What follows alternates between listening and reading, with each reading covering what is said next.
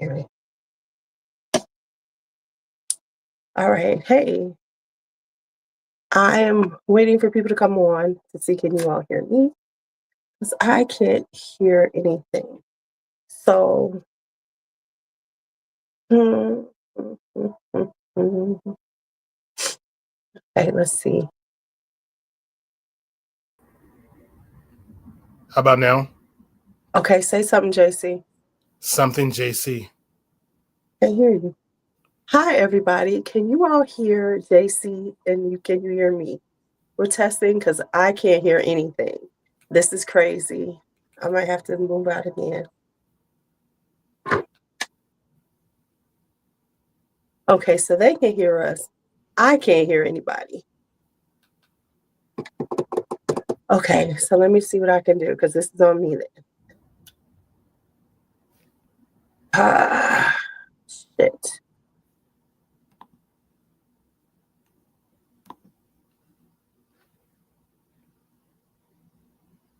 Okay. So how is everybody doing while I try to figure this out?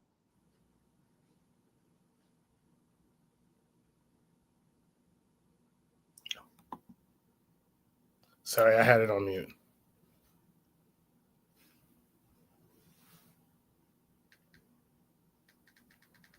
JC, say something. Something. I can hear you now. Okay. I got it. I figured it out. Look at me being all techie and everything. Hey, JC. Hey, Hi, Lulu. Jerikai. No, I just noticed your name on here, the Supreme Leo. Well, Really? I mean, well, okay. Maybe if Eagles Lover comes on, I'll be the second Supreme Leo. Did you hear what she gave me for Christmas? Uh-uh. She sent me a bottle of um, Maison Lancôme Irish Dragé. Oh, that's who gave you that. Yes, Okay. yes. I've been looking for that for about 3 years now. Yeah. Ooh, my hair. I'm away. Oh, I think our other person is here. Yes, my favorite men are here. My favorite men are here. Look at him making the entrance. I can't stand Vincent.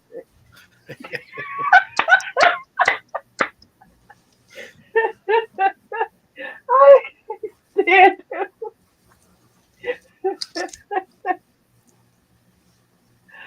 Oh my goodness. I Hello, thought I was Vincent. Supreme, but I've been upstaged. Right, right. You thought you were supreme.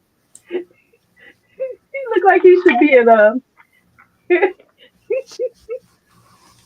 You look like you should be on Doom the Prophecy, the new mini series about Doom. Oh my goodness! Oh my goodness! You gotta love. See, that's why I said let me fluff my hair out because I know Vincent goes.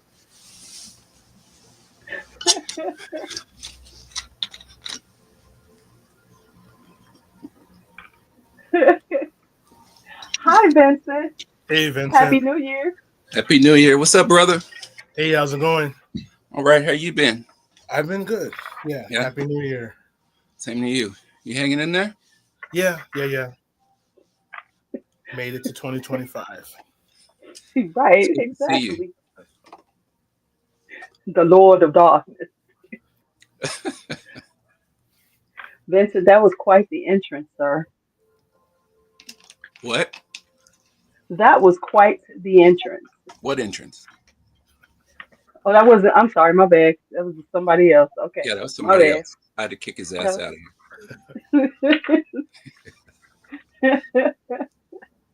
All here. right, so Intruding on Happy my New time. Year. Happy New Year, my favorite perfumers. Happy New Year to you. Happy New Year. All right, so we are here. I reached out to you all because, uh, you know, it's not a New Year without me talking to my boys, my friends that I haven't met yet.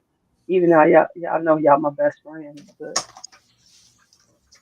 one day I'm gonna fly out there and I'm just gonna surprise y'all. I'm just gonna be like, I'm here. Let's do lunch. Would you do lunch with me if I came out that way? Of Yeah. course. Okay, okay. Don't play with me, man, because I think that's my new thing in 2025. I just want to go places and meet people that I talk to. I hear you. Okay. All right. So, we'll be waiting for people to come in, but as they come in, what are the plans? Let's hear some plans. Let's hear one plan from each of you about what you're doing perfume wise in 2025. You go ahead, my brother. I would say after the entrance you made, I feel like I should, or the other person made, I feel like I should bow to you and let you go first. But since I am the Supreme Leo and Mufasa is coming out soon, I will go. I will go first, which is also what I would look like if I took this hat off my head. So I decided I am taking the lessons that I learned of what not to do from Ganache. And well, there's some things I can talk about, and there's some things I can't talk about. So Right. just to set the record straight, the if I can call them friends that I was selling the company to, basically left me with a $12,000 Shopify loan. And a bunch of angry customers for just the way that things ended towards the end. But in addition to that, there was a studio space that I was renting that did some illegal stuff. So it's two lawsuits that I was in the middle of just trying to figure out. And then just the stuff with my mom's health and her transitioning was like just a restart. But so I am not connected to Ganache perfumes. I'm grateful for the experience. Please stop emailing me about I can't help you find the fragrances. I can't I'm not that part is just done. But what I did do, because I got a lot of people asking about literal gourmands, which I didn't want to do, but I am launching a small just next month through the this next week through the Brown Sugar Company. I'm doing a very limited edition of like some more kind of literal gourmands. And then the plan is after that to move on. But for Khye Fragrances, I'm doing a complete rebranding.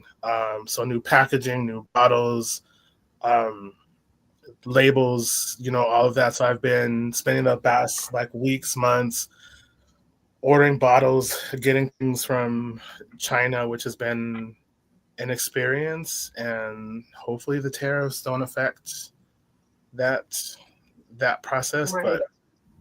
But so I've just been trying to get stuff here before the flaming hot Cheeto takes office on on the 20th if he doesn't go to jail on the 10th. But so I've just been working on that piece and just a new style of doing perfumery. Before, when I was doing perfumery, I made accords for everything, and I used some fragrance oils, but not a lot, because I felt like if I was going to be a serious perfumer, I had to make everything myself from aroma chemicals. And it was just a very expensive model of doing things. And there's some really good, fragrance oils that I got actually introduced to, some through you, Vincent, working with Susan, there at Creating Perfume. And then some just there's places that it's not like what you're using for melt and pour soap. So I found a way to raise the quality, but to make it more affordable. So I'm excited about that piece. So it's a little bit different. What you'll see, still connected to, my love of music and musical notes as fragrance notes. Yeah. Can I say this? And I know you're gonna do these literal gourmands to these people, but I am so over the gourmand hype thing right now. Yeah. It's like and I'll say this: it's primarily because women are so involved in purchasing right now. We're buying a lot, and we buy. And it's like women, for the majority of them, are all about the gourmand. Oh my God, the gourmand. Anything that's gourmand, they're just talking about. They want it. It's like, damn, can y'all? But I came up with an analogy about gourmand fragrances. I said they're like the Moscato of fragrances because it's like the beginning point for a lot of people when they really start getting into fragrances. So, they got to get to the point where they, going for the Pinots and the cabs. So it's like they're starting out because if you're in these fragrance groups, that's all they talk about, especially the ones that are female driven. My God, it's ridiculous. The research says that it's going to be the thing for 2025. I want to be clear, for Khye Fragrances, there will be no literal gourmands. I have a couple. There's one, How Many Licks by Lil Kim and Cisco. I was inspired by that song. Tootsie Roll So, Pop. Tootsie Roll. but I'm basing it on a blow pop instead of a zero pop because I'm gonna keep it family friendly. Um, I don't know how Blow Pop made it more family friendly, but okay, if you really well, want to believe that, I'm stopping there. I'm stopping there. I'm Uh, just saying.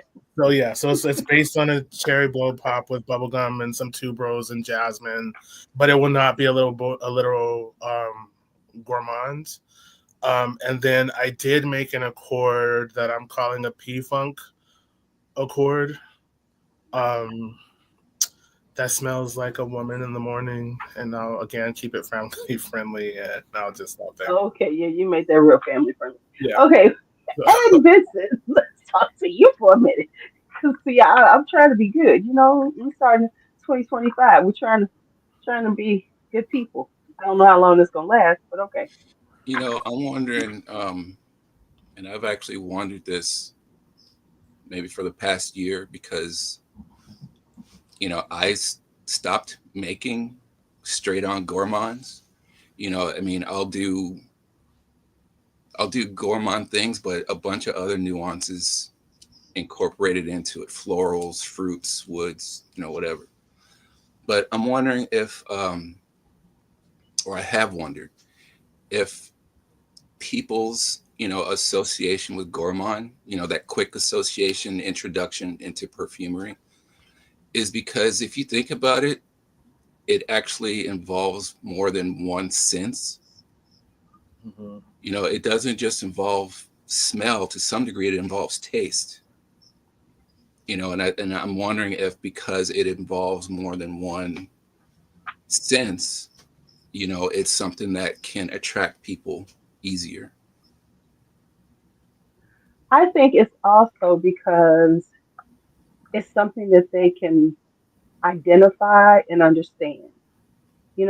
If I say I'm gonna smell it, this is a vanilla with caramel, they know what they're smelling. You know, Whereas when you get into other things, then it's not as familiar. So Yeah, That's you that, know, it, and that's what I'm talking about. It's the familiarity. I mean, yeah, I remember when I first started making perfumes. I mean, Jericho, the shop in San Francisco, Tiger Lily. When I first went there to show Antonia my fragrances, there was one that she put on her arm, and she said to me, "It smells so good," that she wanted to eat her arm. So you're involving two different senses, taste and smell. right. yeah. Because I've been doing a lot of research, trying to do more research approach to what to release or what to keep. And it did say, people want to be comfortable and like that cozy sort of thing associated with gourmands. What I can say is from my time with Ganache, the emails that I used to get from people of like, oh, this reminded me of eating berries, with my grandmother on Saturday morning as we would listen to classical music. And I was like, that was oddly specific, but I'm glad, I was able to, like, we were able to connect, around those those things. But I will say, making a literal gourmand is not easy, and it's not, the thrill is gone. Like trying to find because I would take recipes and convert a recipe into like accords and then make a perfume, but it was just, you know, um, I think they're gonna start evolving out of like the literal gourmands into more now that because so many people are into them, and the Middle Easterns are hitting them hard with those literal gourmands, right? So I think as they start moving forward, which is what I say that gourmands are going to be still popular, but I think there's going to be an evolutionary vibe about them because the Middle Easterns are where they're going to get that hit, right?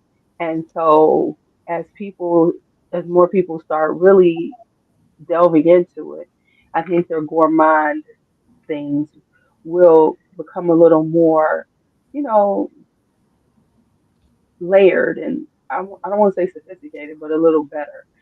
Before we get started, let me say hello to everybody because I see people here. Okay, I see Jess.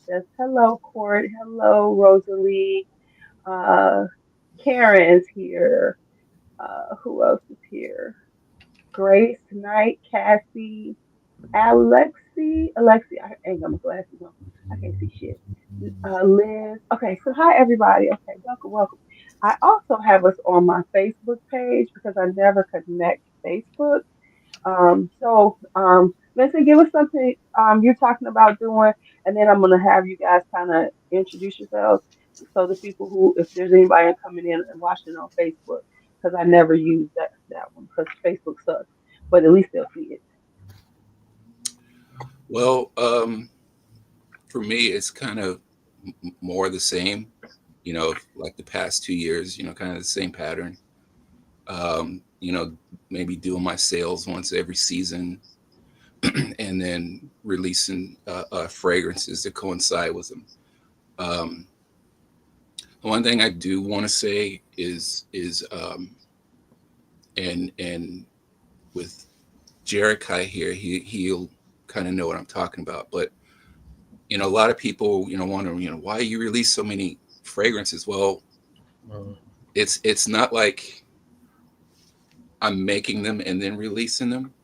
Like some of the stuff I've had made for 6-7 years and just never released it. I mean, I don't know if you remember, Lulu, that book I showed you that had all of my formulas in it. A lot of those I made while working at creating perfume. Because a lot of times what I would do is I would just stand there, fill orders, but at the same time I'm smelling whatever it is I'm filling.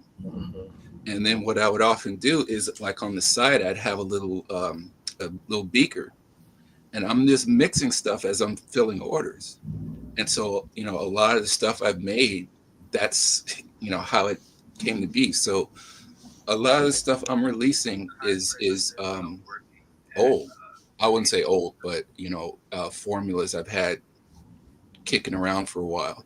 So I would say in the past maybe 3 years, I've made maybe 6 things. Everything else that I've released has been made prior to COVID. Um, the next one, and I actually have to send out an email blast to everybody on this, because the last one I sent out, I added the notes to Perseus, which is going to be one of the next ones coming out. But the notes I added to were the notes to Medusa. So yeah, Perseus is like a whole different set of notes. It's like neroli, um, tobacco,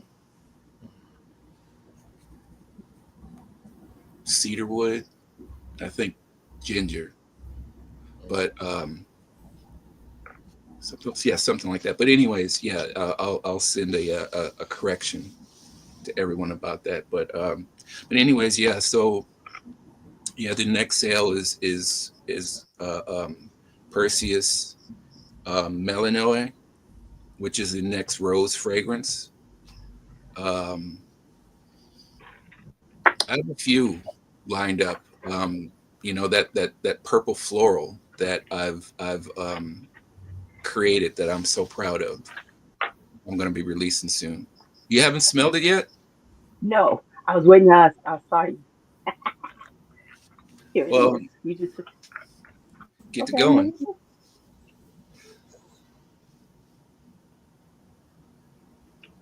Let me put it on some paper too.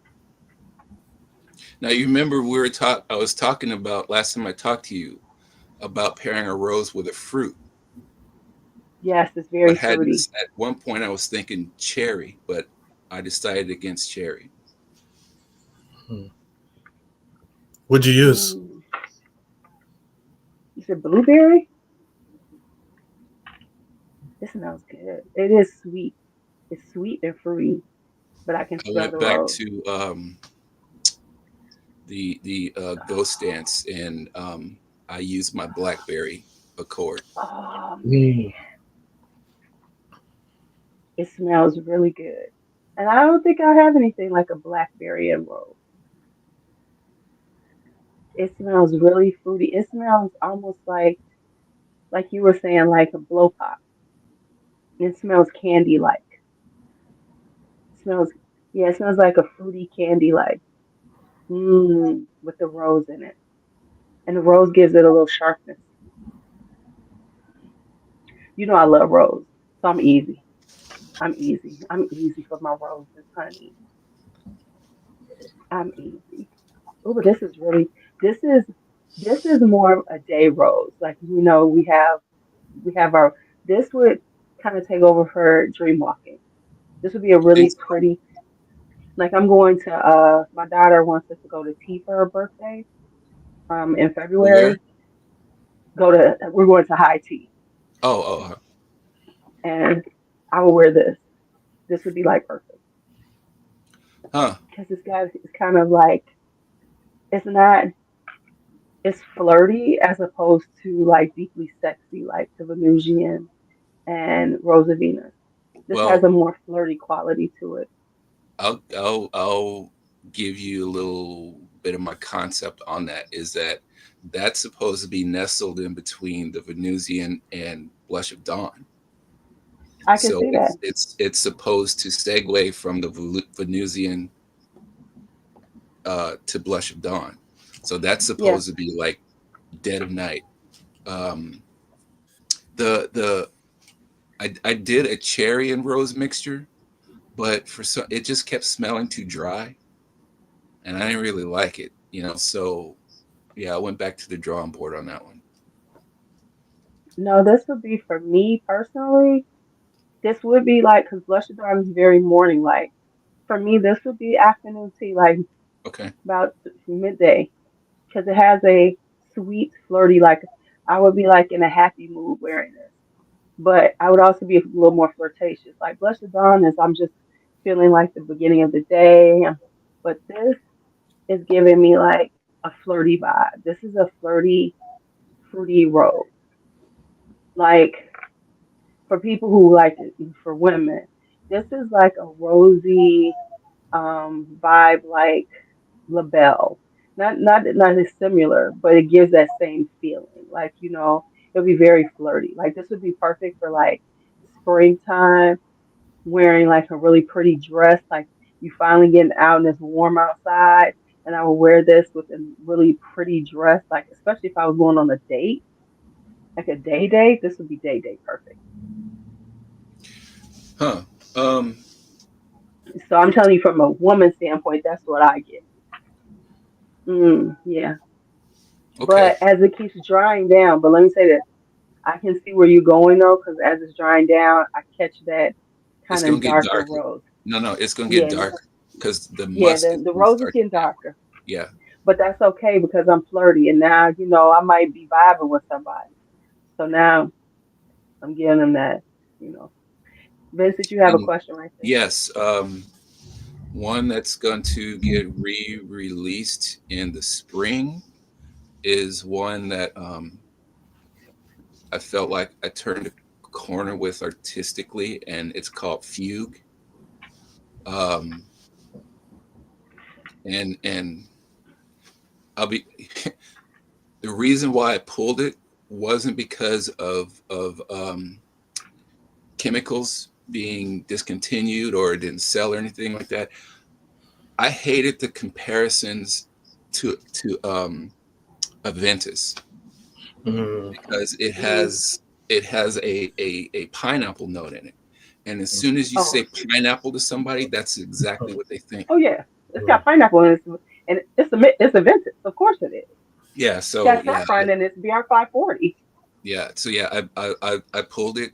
I did a tiny uh, um, reformulation to it because since I pulled it, which was like 5 years, 5 years ago, um, there was a note that was discontinued. So um, I did a slight reformulation. So yeah, that's going to come out in the spring.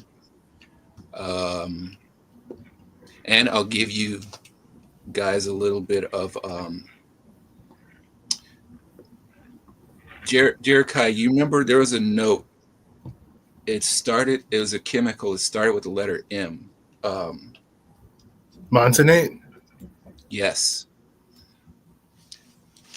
that's the secret note in Aventus. If anybody wants to remake Aventus, that's your secret note right there. And um, I'll also give you a little bit of a tip too. Is that's also the wrong note to use, because once you spray it, after like 10 minutes, that pineapple note is gone, and it's because of that chemical. That chemical doesn't last very long. So there's another chemical called allyl heptonate, which is also kind of a pineapple-y vibe scent or chemical. But yeah, so Fugue is going to come out. That helmet that I was wearing, that's going to be part of a photo shoot I do in Venice for another spring, brand new scent that's going to come out in spring. It's called Star-Crossed. So it's basically these two guardian type characters, just male and a female, just kind of miss one another. That helmet is going to be what I wear, and my assistant Angela, actually, she's going to be wearing this one. Oh, that's beautiful. This is going to have a huge feather plume. Mine is going to have huge feathers on it. It's going to have a ponytail right here. But yeah, I'm not adding the feathers until I get to Venice because obviously I don't want to get them crushed when I'm traveling. Right. So yeah, these two will be on the label for Star-Crossed, which is the next Venetian doll fragrance. So when are you going to Venice again? When do you leave again? I'm going for Carnival end of February. End of February. Okay, I'll be looking for those pictures as always, Vincent. I'll be looking. Okay, okay. So thank you. I'm not saying thank you like we're getting off, just so you know that. I'm just saying thank you for letting me know what's going on. And I thought everybody want to know because, you know, you're. I feel like, it's my duty to make sure that everybody knows about what's going on with you all. And now I think also I really have got to figure out. We all got to figure out how we're going to get more people to really start getting into you all's fragrances. By the way, I'm going to the sample swap and sale here in Chicago in January, in a couple of weeks, few weeks. So I'm definitely gonna bring some stuff that they can smell, not to buy, sell. Don't get away from shit. But at least some people that'll be there can smell. Um, because of course, the more people who know about you, the more we can get your name out. Because I feel like there's these, you know, there are these newer people who are, getting a lot of play. But I also think that you all are more artistic than them, whereas the people that I see that are getting popular, they've connected with the right people. They're putting some coin out, paying people to talk about them. Let's just be honest. Wink, wink. We know who that is. Um, and also because they are fulfilling that like kind of feels trendy vibe, whereas you all are both of you all are more artistic with what you do, which then challenges people a little more. So, You know what uh, irritates me about those people is, the reason why people like Jericho and I are more artistic with what we do. And this isn't to sound pretentious, but half of those people don't even create the fragrances themselves. Mm-hmm. It's like they have other perfumers creating these scents for them, and they just brand them themselves. right, So I don't know. I've never gotten caught up in that. I don't know if that's a plus or a minus for me. Um, I don't know how I would. Well, no, I take that back. I do know how I feel because I've had people come to me, saying that they wanted me to create fragrances for their brand, and I just flat out refused. You know, um, because it's their brand, it's their name. It once it's released, it'll have nothing to do with me. right, right. And then they'll be thinking that, and especially when it's smaller people, because they're not saying that they're purchasing fragrances from somebody else. People assume they're creating those fragrances. Yeah, So, um, so therefore, everybody thinks that, oh, you're doing something. Um, Now, I will say, I think a couple of people have shut down. I know Kirk Elliott is gone because I looked him up. He's gone. And I think Savoir Fair might be gone because he posted up something talking about he was closing.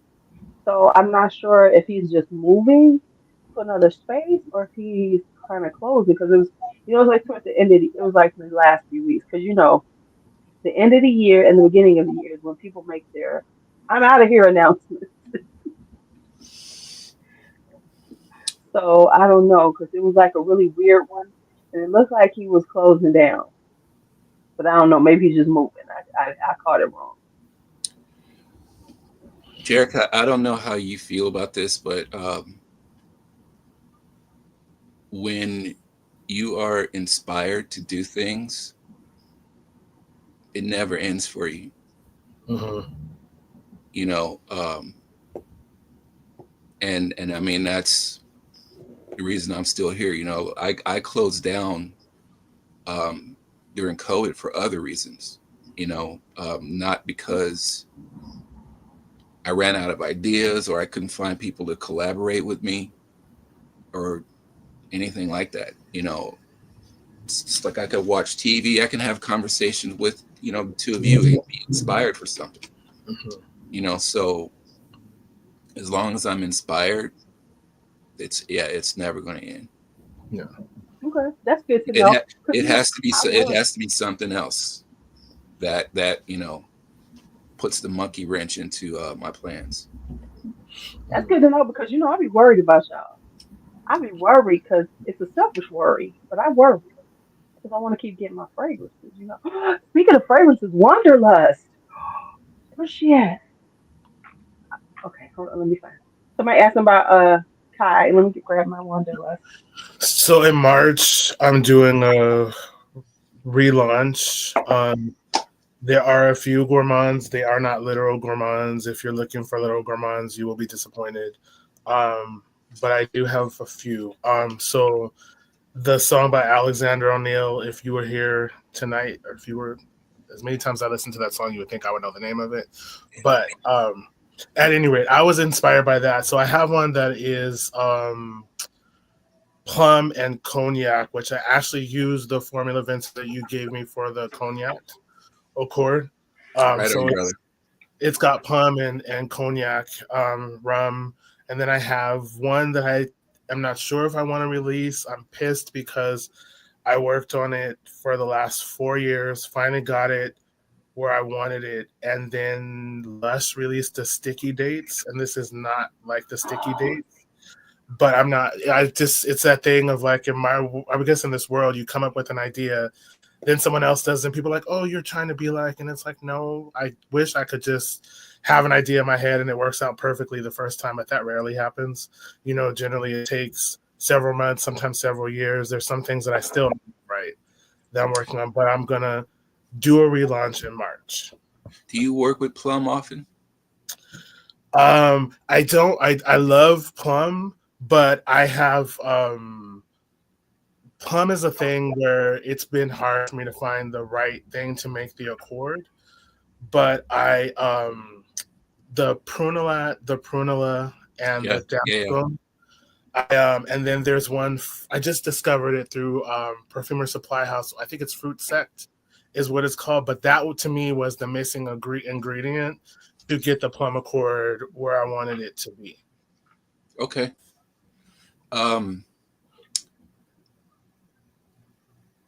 I would have liked to have worked with plum more, but just like with Aventus, plum japonais, just kind of killed it for me. Just Okay, everybody nobody was cares just about making it. plum. Nobody cares about plum Japanese. You make a plum now. Anybody thinking about plum Japanese? Is this so discontinued? Come back. I love talking about plum. I'm talking about back then. I know. I'm just saying now. Well, that's why, the purple floral I just told you about has plum in it. Okay, So, cool. it's lilac, violet, plum, coriander, ginger. Mm. And lilac has been my thing. Okay, so let me tell you Lilac, the you know notes. what? Lilac, I swear, lilac has been a note I've been wanting to work with for the past 7 years and have never gotten around to it. I can't get it right. I've been trying and trying, and it always smells like Fabuloso. So I'm like, maybe lilac is just not for me. You got that purple fabuloso going on. It's Hey, just but purple fabuloso is it's a classic scent. I'm just saying. yeah, See, not what it I was. honestly, it reminds me of sitting in the back seat of my grandmother's car when she had her homegirl sitting in the front seat and they were going to Kmart, and both of them smelled like lilacs. I wonder what fragrance that was back in the day that smelled like lilac. Because I love lilac. But I also had a lilac bush in my old house. So every spring, and it was huge because it was an established lilac. So it would get springtime and that breeze would hit it, and it would just Mhm. smell beautiful outside. So I just love the smell of lilac. He asked you something, JC. What inspired JC to compose "Take It to the Streets" with the mango, chili, and lime? Mhm. Because he was doing that. So Tahiti. Is that that the Tahiti. Doobie song, Brothers song? no, it's Rampage and Billy Lawrence. Okay. And so yeah, so that it was in a movie, but anyways, I'm a huge Billy Lawrence fan. As a matter of fact, her song America I listen to often every time something happens. Or during Black History Month when they want to have us celebrate by showing downtrodden Black people stories. That's sort of the song I listen to. But for that one, so it just reminds me of summers when I was a teenager. I'll skip through some things, but I got shipped off to Puerto Rico to go stay with my grandmother. And they would do the chili with the lime and the mango. Mm. And it Yes. was just Yes. inspired from just like summertime and memories of that. And that song just reminds me of those. So for that one, Perfumer's Apprentice had come out with a salt Accord, and I'm like, you know what? This is going to be the perfect thing to add to this. I am going to re-release that in the summer because I had also used a natural mango note, and the match when it's so. I guess this would maybe be a good time to talk about what it means when a perfume is maturing versus macerating versus aging and oxidizing.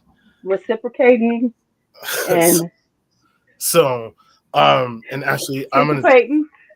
I'll be right back. Let me go grab Okay. something. Okay, he's gonna be syncopating and reciprocating and stuff. Okay, because now wanderlust. You are right. When I really got to smelling it, I was like, oh yeah, the Doobie Brothers have taken it to the streets, so that's what I was thinking about. Taking it to the streets. Oh yeah. I Yeah, he know it. said his is take it to the streets. Yeah. That's Right, why I was right. mixed up. So wanderlust is giving bees and butterflies and beija floor. It smells like a combination. It Huh. definitely does. I definitely get that bees and butterflies because it got the honey in it, but I really like it. But you know, I'm a floral girl. I'm so easy. I'm so easy. But no, it's beautiful. It's beautiful as always. The okay, it's called Saudade. That's the purple floral. Okay, You gonna like that one. I mean, it's nothing like those. Nothing like those at all. I'm excited. I'm Yeah. excited. I You know, love all florals though. I it's love it's white it's girly, but it's mature, and yeah, there's because some. I go don't, ahead. Jerry, I don't know if you're like this, but when I make something that I feel really proud about, it's almost like it becomes a comfort scent to me. And oftentimes, what I'll do is I'll just put it on my hand Hmm. and I'll just wear it to bed, Hmm. or just around the house. I'm kind of like that, but when I make something that I'm really proud of, I don't want anyone else to have it, so I don't release it. Such the Leo. My That's the my Leo. I have an amber That's the scent Leo. that is like that. I've had And, it for and like 6, 7 years. and you should wear it out so everybody I, knows that's actually, I your actually stuff. do. I Dude, actually yeah, do wear it. Okay. dude, yeah, I had a lady ask me, "What is that you're wearing?" I'm like, "It's mine," and she was like, "What is it called, mine?"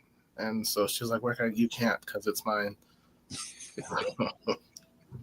JC did what was called Violet, which was a candied violet. I That was the one that started getting me into the purple florals, JC. Was that violet you did back in the day? Unlike whipped that smelled like burnt I rubber, but okay. love that reaction. Um, to Whipped is one of my favorite. I think of things because I want to see that reaction again. I might just send you some pure civet and that what is that ribus whatever stuff that smells like someone's just Don't you send me no bullshit like that, man. um And I but felt so bad, Vincent, because it was like the first time he sent me some things and I barely knew JC. And so I was on live doing it, trying them all out because I was all excited. It's like the first time I um got something like that from, gotten a package like that from somebody, well, like floor fragrance because I had got makeup packages before. So I'm like smelling them and I smelled that damn whip and I was like, oh my God, this thing. it was I like a repulsion like oh my gosh you guys do not get whipped do not but wait I a mean minute. that was one of my favorite.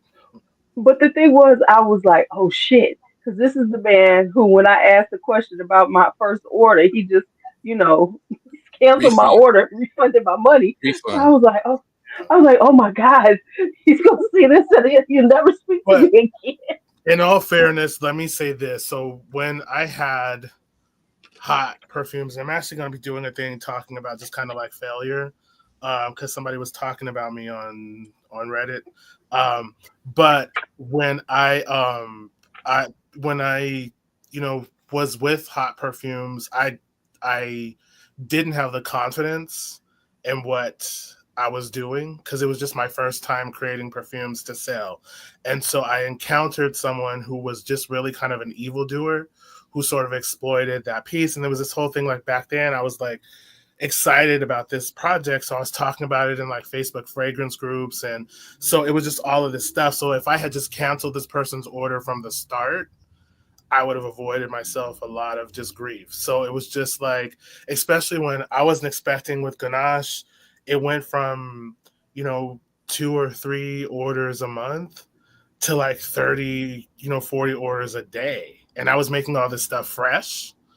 So it was just like when people were just like, where's my, I'm like, okay, I'll just read, that's one less order for me to, to make. And then I would feel bad and then I would send it to them for free.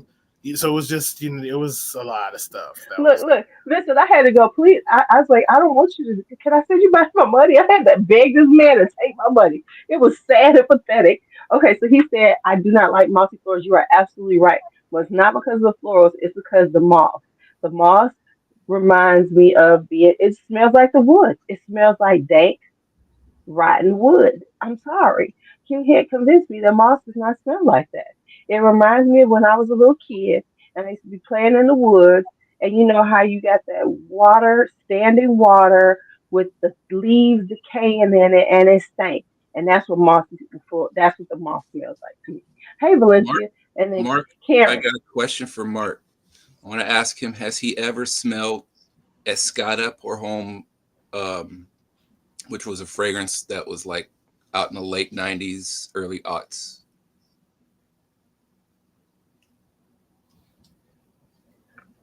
And so, yes, my friend Donnie does like whip. That's my best friend.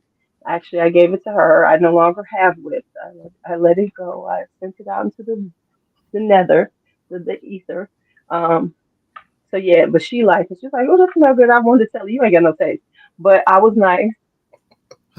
I was like, I almost told her that's because you ain't got no damn taste. And then my friend, he says he has a Scottish pour on No, and no, no. around. No, He says he has escape. Yeah. No, he comes back right here and says it's Scottish. Okay. Escada. Oh, Escada. Yeah, Okay, yeah, so he changed if you that. smell Escada and smell Black Violet, they're identical. Didn't I have Black Violet? I sent that to you, right? Did you get that from me? Did I have No, you sent me Venetian Bergamot. Venetian Bergamo? I knew it was one of them Tom Fords that I got rid of. Okay. But no, a lot of the Tom Ford, not a lot, but a few of the Tom Ford uh, um, they're actually inspired, I should say. I shouldn't say rip-offs. Inspired by older fragrance. Um, like Ombre de Hyacinth. It smells the exact same as gray flannel. Okay. Which was the Man, first fragrance I ever bought. I remember gray flannel. Um, Gray flannel used to be the one. That I don't know. Japan Noir. I've never even smelled Japan Noir. That's probably one of the Tom Fords that I have been wanting to smell, but I've never gotten to smell that because it was here and gone so fast. So how was you all's holidays? Did you have good holidays? What happened? Can Anything I good just happen? finish the thing I was saying about maceration? Oh yes, maturation, Yes. maturation. Okay. So this is a tester fragrance. So when I'm just testing fragrance, I recycle bottles. But if you can see this and you can see at the bottom, I don't know if you all can see that. So this is maceration. So this has been sitting for about 3 months. So everything that's going to blend with the alcohol has blended with the alcohol. And this is what is left. This is maceration. So when people say you all have the sediment. yeah, so I don't, most people don't sell perfumes that have them. Now, in the beginning, I made some mistakes, especially working with the Cocoa Absolute, where I didn't let it macerate. And when the weather changed, it got fat blooms in it that looked like the perfume was like mold was growing in it. So and then this would get filtered. I would filter this out. I'm sorry, this is mixed with isopropyl mesarate. It's not with perfumer's alcohol. So I would filter this out, and then I would blend it with the perfumer's alcohol. And then once it's blended with the perfumer's alcohol, it needs to sit for another like 6 to 8 weeks to finish like blend. There's another chemical reaction that takes place. So like with Ganache perfumes, the fragrances had macerated, but I was blending them fresh with the alcohol. So it wasn't fully blended when they were getting shipped out. So when people are saying like I need to set things up, they're not setting it up to macerate. They're allowing the perfumes to mature if it hasn't matured. And then when you mix it and the air gets into the bottle, things can oxidize and it can change the scents. But I just had someone tell me this thing of like, well, you need to let your fragrances macerate. And I'm like, you need to not talk to me if you don't know what you're talking about.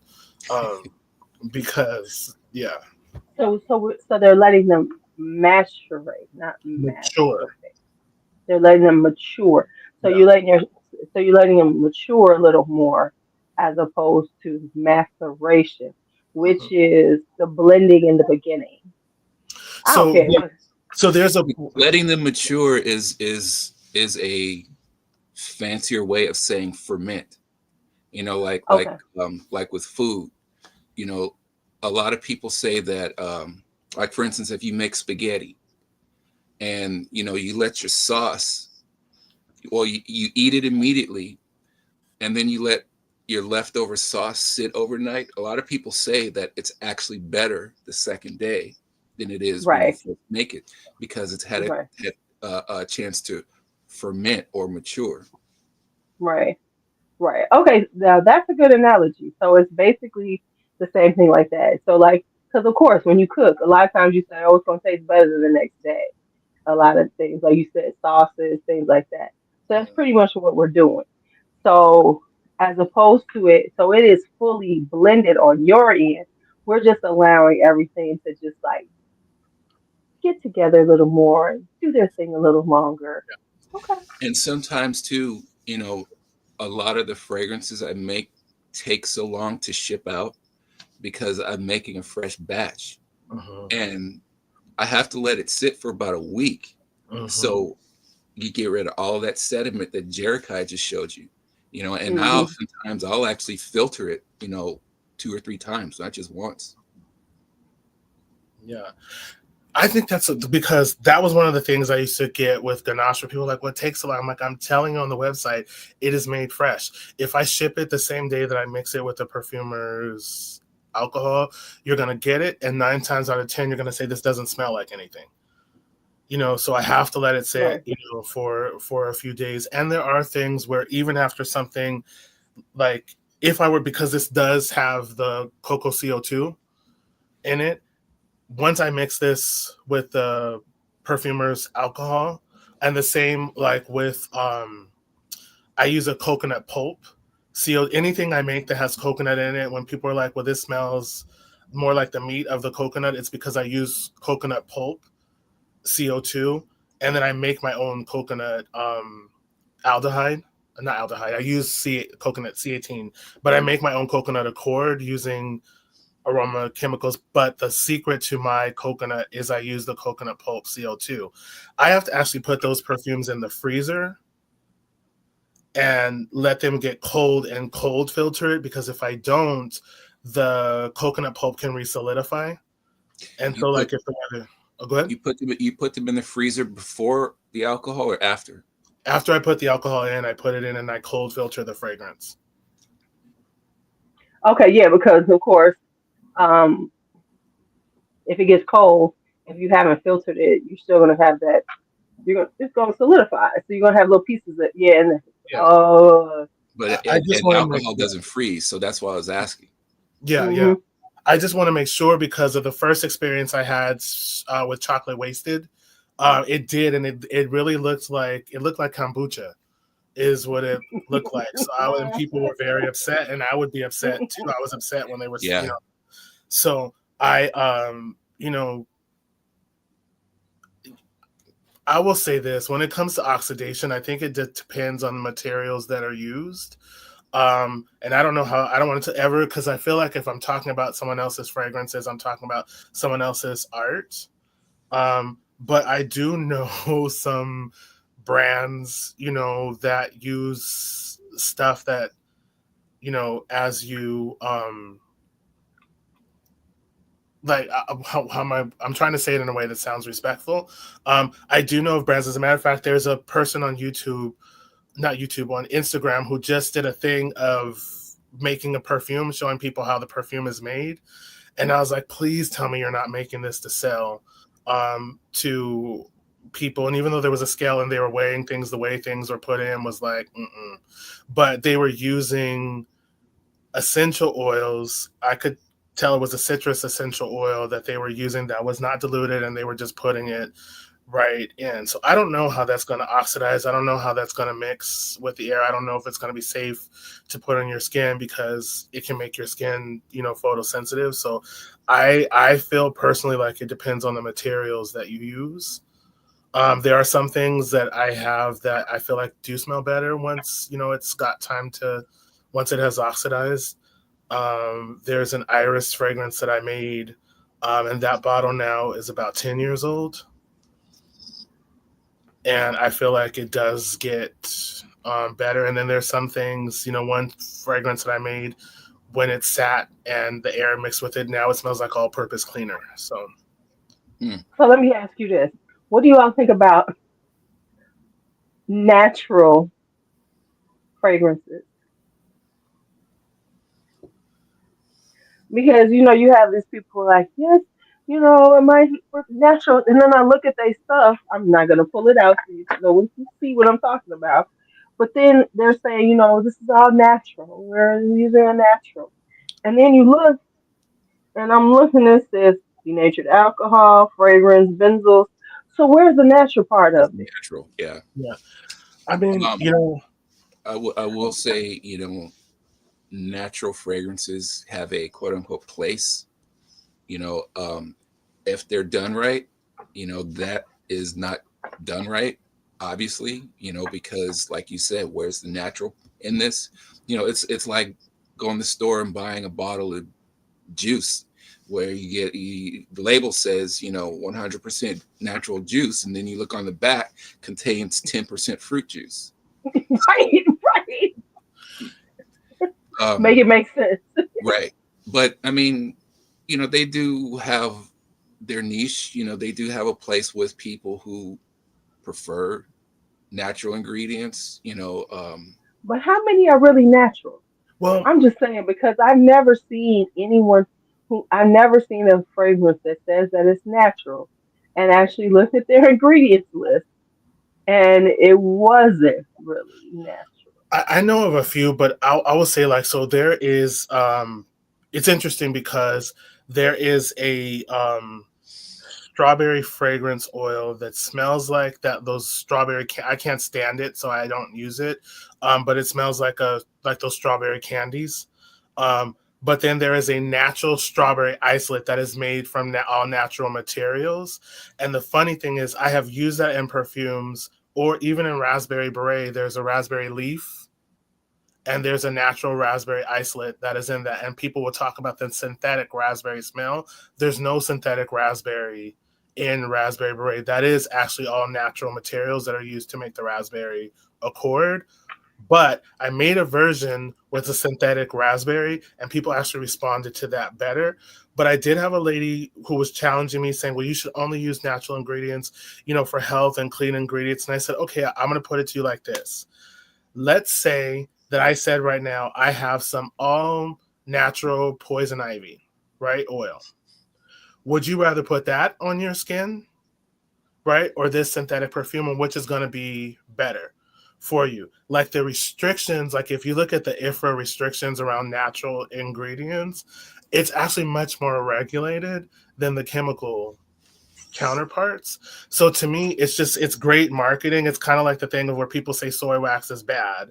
I'm not soy, but paraffin wax is bad. Paraffin wax is a natural wax, but people say, well, it's bad. But when you look at all of the research, it comes all back to one study, that was funded by the agricultural department, where they said paraffin was bad and soy is supposed to be good. But then they use hexane to process the soy, which is a petroleum, byproduct. So I think, there is a place and there's marketing, but I think as we talk about what is a clean ingredient, and then you're mixing it with perfumers' alcohol that has to be denatured.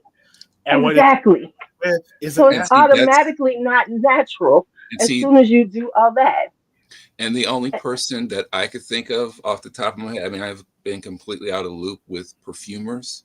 I don't pay attention, but is Christopher Brosius, because a lot of his fragrances, he wouldn't use alcohol, he would use water.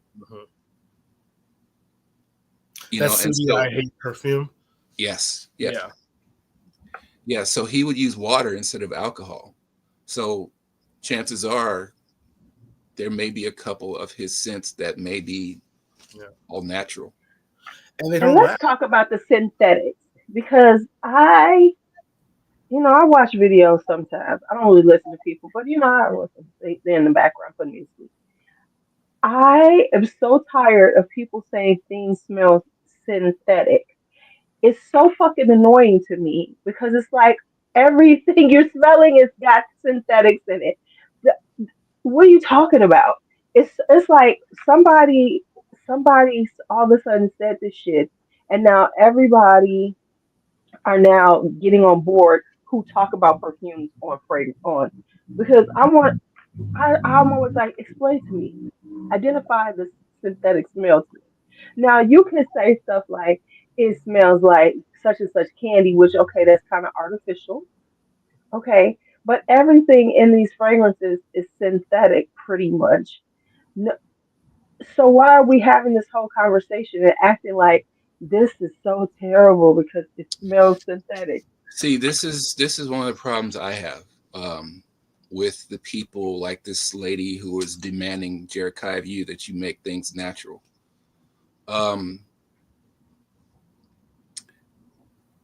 Think about the people who walk their dogs into a department store or a restaurant or even onto a train. They're not thinking about other people around them who may be allergic to dogs. There are some people who may be allergic to certain natural synthetics. I know a lady who is allergic to birch, and she can't be anywhere near it, otherwise her eyes swell up. So if I was to make a fragrance with birch in it, that's why I never made a fragrance with birch in it, because I worked with her. And so if I was to make a fragrance with a natural birch in it, it would make her sick. So yeah, I just think synthetics get a bad rap. And on, to piggyback on that, so Justify, which I'm changing the name to match the song, but Justify Your Love, has a synthetic pistachio in it. Right.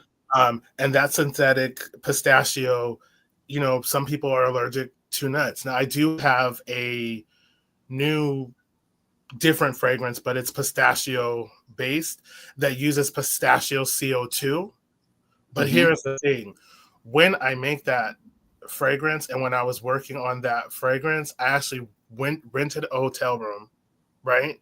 I had to clean everything down, sterilize everything down, and mix everything there. And then when I fill the bottles, I will do the same thing, because I don't want to contaminate anything else. Because if somebody is allergic to, it can kill them. And I have to put disclaimers and everything on things, and the samples for those I want to make sure are not included in the main sample pack, so that it's not going to harm someone, because people can have severe allergies to things. But the synthetic version of that would be just fine. The scent, So, right? yeah, natural is not always The better. But best. again, it comes down to marketing. And to make a natural fragrance using all natural materials that lasts more than a couple of hours is really hard to do. And it's Not only things, that, but I think it's also a way for people to justify how much they're paying for something. yeah, Because they really want to believe that Roja and all of them are using all these natural ingredients. yeah. And if they do, it's such a small amount, of what they're using Right. because, like I'm not going to name the name, but there is a perfumer who uses natural materials. She dilutes everything to 5%. Standard is usually 10%, but she dilutes everything to 5%. So it's, yes, you're like a small thing of tuberose, a very small thing of tuberose oil. And I'm talking about, one, like 10 ml. The best price I could find on that was $150 for it. So yes, that does get diluted. So I'm using a very small amount, and then that gets diluted again when it goes, into a formula that I'm using. So there are they're not paying that because they can get things in bulk, but it's a very small amount. Right. Right. And let's be real too. A lot of the natural ingredients that are out there, particularly the natural florals, they don't smell very good on their own. Yeah, No, they don't. yeah. Like yeah, You know, Like that's why I didn't want Corinne citrus stuff to song. citruses are more natural. yeah, Like Yeah, more because you know what they smell like yeah, yeah. yeah, But a we lot of the smell them and they florals, like for instance, speaking of tuberose, Jericho, you remember that tuberose that Susan used to have at creating perfume? I don't know hmm if you remember it or smelled it. it smelled like I rem- cat piss to me. Dude, the Yeah, first time I smelled it, I was like, what the hell is this? I'm yeah, looking at the bottle trying to make sure it's tuberose. I said, this yeah. don't smell like no damn tuberose. I tried to smell the even though carnation tuberose she had. flowers, Smelled nothing like carnations, carnations. right? Carnations, just like tulips. I have yet to smell a tulip that smell good. Yeah. Now, And if you got hyacinth, okay, that's a beautiful scent. There's certain things that you go, okay, they smell good because I've grown them. Tuberose honestly does smell good. It's the floor, because I grew them last summer. I'm gonna have to there's put them. some jasmines that smell like excrement, and it's concentrated, And absolute yeah, form. they're very indolic. Yeah. Yeah. Yeah. And it's things like, the same lady who was talking about you have to use all natural. I'm just like, so you're saying I should use natural musk? Savette, I got news for you, is cat piss. Musk comes from the ass gland of a musk deer. So is that really what you want to be rubbing? You get a baby's diaper then and put it on you if that's the Yeah. case. Yeah. Yeah. Listen, this is I'm Furthermore, taking like me, this. furthermore, me, I would have told her straight, okay, well, if you want me to make all natural fragrances, um, how It's a about you custom be order. how about you be the one who fund every single thing I make? Right, right, right. Exactly. That's what I'm about to say. Otherwise, yeah, It's a, don't run at me and tell me what I should be making and should not be making. Well, that's like anything. Like even on here, people tell me don't curse. You should be. If you didn't curse, it'd be more ladylike. More people watch you. Fuck you, bitch. Ain't nobody gonna listen to me then. Okay, but this is. I used to do this. So like talking about the synthetics and the naturals. It's also I used to do this with liquor, right? I did an experiment. I said, because I'm a vodka drinker. And so, you have your people come around. I only drink such and such, like I only drink, expensive vodka, this better be some, they be like, this better be some Stoli or whatever they were into, right? I said, watch this. I went and got some Skull, $5 a gallon. Took that damn Stoli bottle, whatever bottle I had, poured that shit in there and gave and served it. And I sat there and laughed at them all because they were like, "Oh yeah," And everybody who had been at another party who talked all that shit about what they don't drink and what they do drink. I said, "I'm gonna prove them wrong." And so when it was all said and done, I said, "Y'all know y'all been drinking this damn skull all night, right? But y'all know what y'all talking about. Shut up." And I think that's the thing. most people talk because they want to hear, they want to act like they have this knowledge, and I can tell the difference. When, like you said, your raspberry was a natural raspberry in raspberry beret, and I love it, but they said it was synthetic. But as Mm, soon as you put a synthetic, which is what they assume raspberry smells like, because mhm. that's what everyone says their natural raspberry is, then they're like, oh, see, that's the right one. And that's how people are. And see, Whatever. this is what one of the things that got me out of the business a few years ago. And Jerikai, you and I have talked about this before.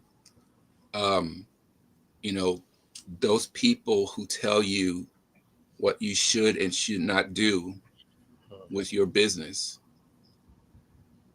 and it's like, so you're telling me what to do with my business. Why aren't you telling, your Roger Doves and your, Mhm. Maison Francis Kirkshire? You're telling me because I'm accessible. I'm Mhm. right here. Right. You have Right. access to me. So it's easy for you to piss, grunt, and moan to me when there's no way in hell you can get rid of your, you can get in touch with your Roger Doves or your Francis Kirkshires, you know, um, your Jean Claude Elnas, any of the big name perfumers, And the so reality is that you're gonna wear their stuff because their name is on it. Like, I know Sarah Mays, and you deal with her before you even knew her. I remember apparently she said something about a fragrance. It was probably a Nina Ricci, and said it was similar to something else, one of his from his house, MFK. And people were like dragging her for it. And I'm like, y'all are so stupid because he makes those perfumes for Nina Ricci. And of course they smell similar. We all know this. Oud Satin Mood smells just like a Nina Ricci. It's a little more elegant. He put a little different because it's his fragrances. So he has a style. Like, I know your style versus JC's style. Everybody has a style. And so people are like, how dare you say that this smells similar to something on his MFK side because they want to feel, superior.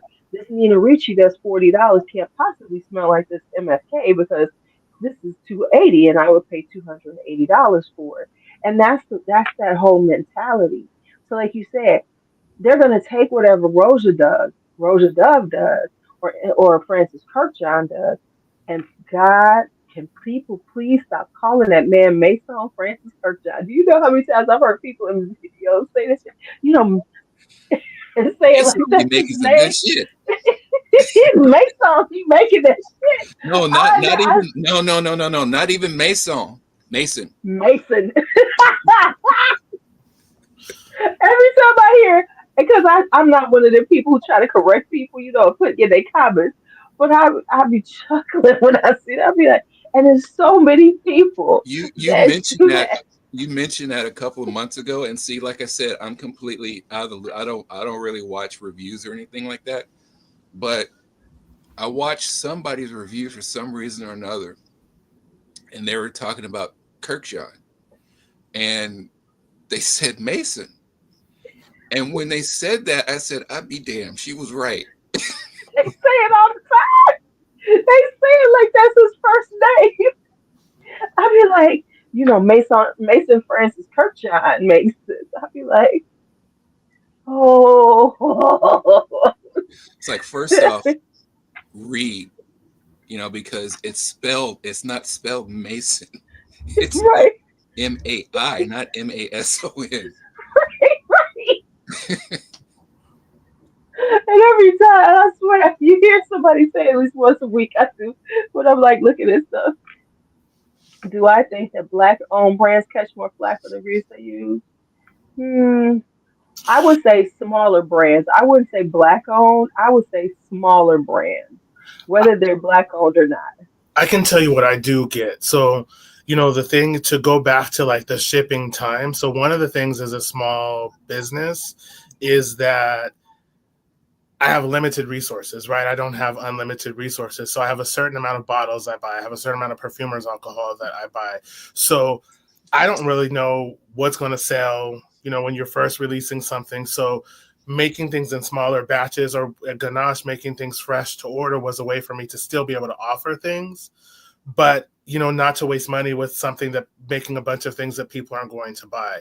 So what I would get was, well, I knew, as a Black owned brand, that's why it's taking 4 weeks to ship out. No, it's not because I'm a Black owned brand. It's because I am a small perfume. It's just me, first of all, making the perfumes. And when I did try to have, I hope my idiot cousin doesn't watch this, but when I did have my cousin try to help, it was not, I would have been better off paying him not to to help than to try to help, because just all kinds of things got messed up. So it is a thing of where, especially if it's like you want to put out a good product, no one says I'm releasing my art into the world and it's my reputation and I want to send out bad stuff. So you want to make sure that it's what you're sending out is quality. And again, there's that whole time of things. It takes, once things are blended with the alcohol, there's another chemical reaction that has to take place. That takes time. So on day one, it's not going to smell the same as it is on day 10. It'll be much stronger. It'll be, so all those things go into place. But I have people accuse me of that. But what I learned through this experience was how everyone else is an expert on my business. Because before, I couldn't go in and read comments or things that people were saying, because again, it was my art. And so it's like, oh, this is hurtful, this is painful. Today, I'm more like, keep in mind that I'm an artist and I'm sensitive about my stuff. But at the same time, if you don't like it, you don't like it, and that's fine, and well, but it's not because I am a Black owned, brand. It's because I am a small business that these things happen. And yeah, you do have accessibility, because the difference is with the larger fragrance houses, there's a team of people. Yeah. So, they're not going to get that feedback and information. They're not going to respond. So, it's just unfortunate for smaller businesses that this is just something that we have to deal with. But it's just amazing to me how people are like, well, if he does a sale, he dilutes the fragrances. And I'm like, no, I don't dilute the fragrances when I do a sale. But if you wait, because I'm sending things out quickly. But it's amazing how this, or you could speak. Or like I went on Fragrantica, and there was another perfumer, and again, I won't mention the name. And somebody was saying, well, they charge too much because they're charging over $110 for 50 ml bottles for gourmand fragrances. And I hope that's not saying too much. But somebody was like, well, I'm convinced they use, just fragrance oils that you use to make melt and pour soap. And it was like, first of all, you're talking about somebody else. This? Yes, you don't know that. And if you're using that stuff, it's going to last all of 10 minutes, is the thing. But you're putting the stuff out there because you are the so-called parking lot, your backseat driver expert on somebody else's business. And so those smell the drop of your fragrances. Yeah. Right. And so I've gotten to the place now. This. Oh.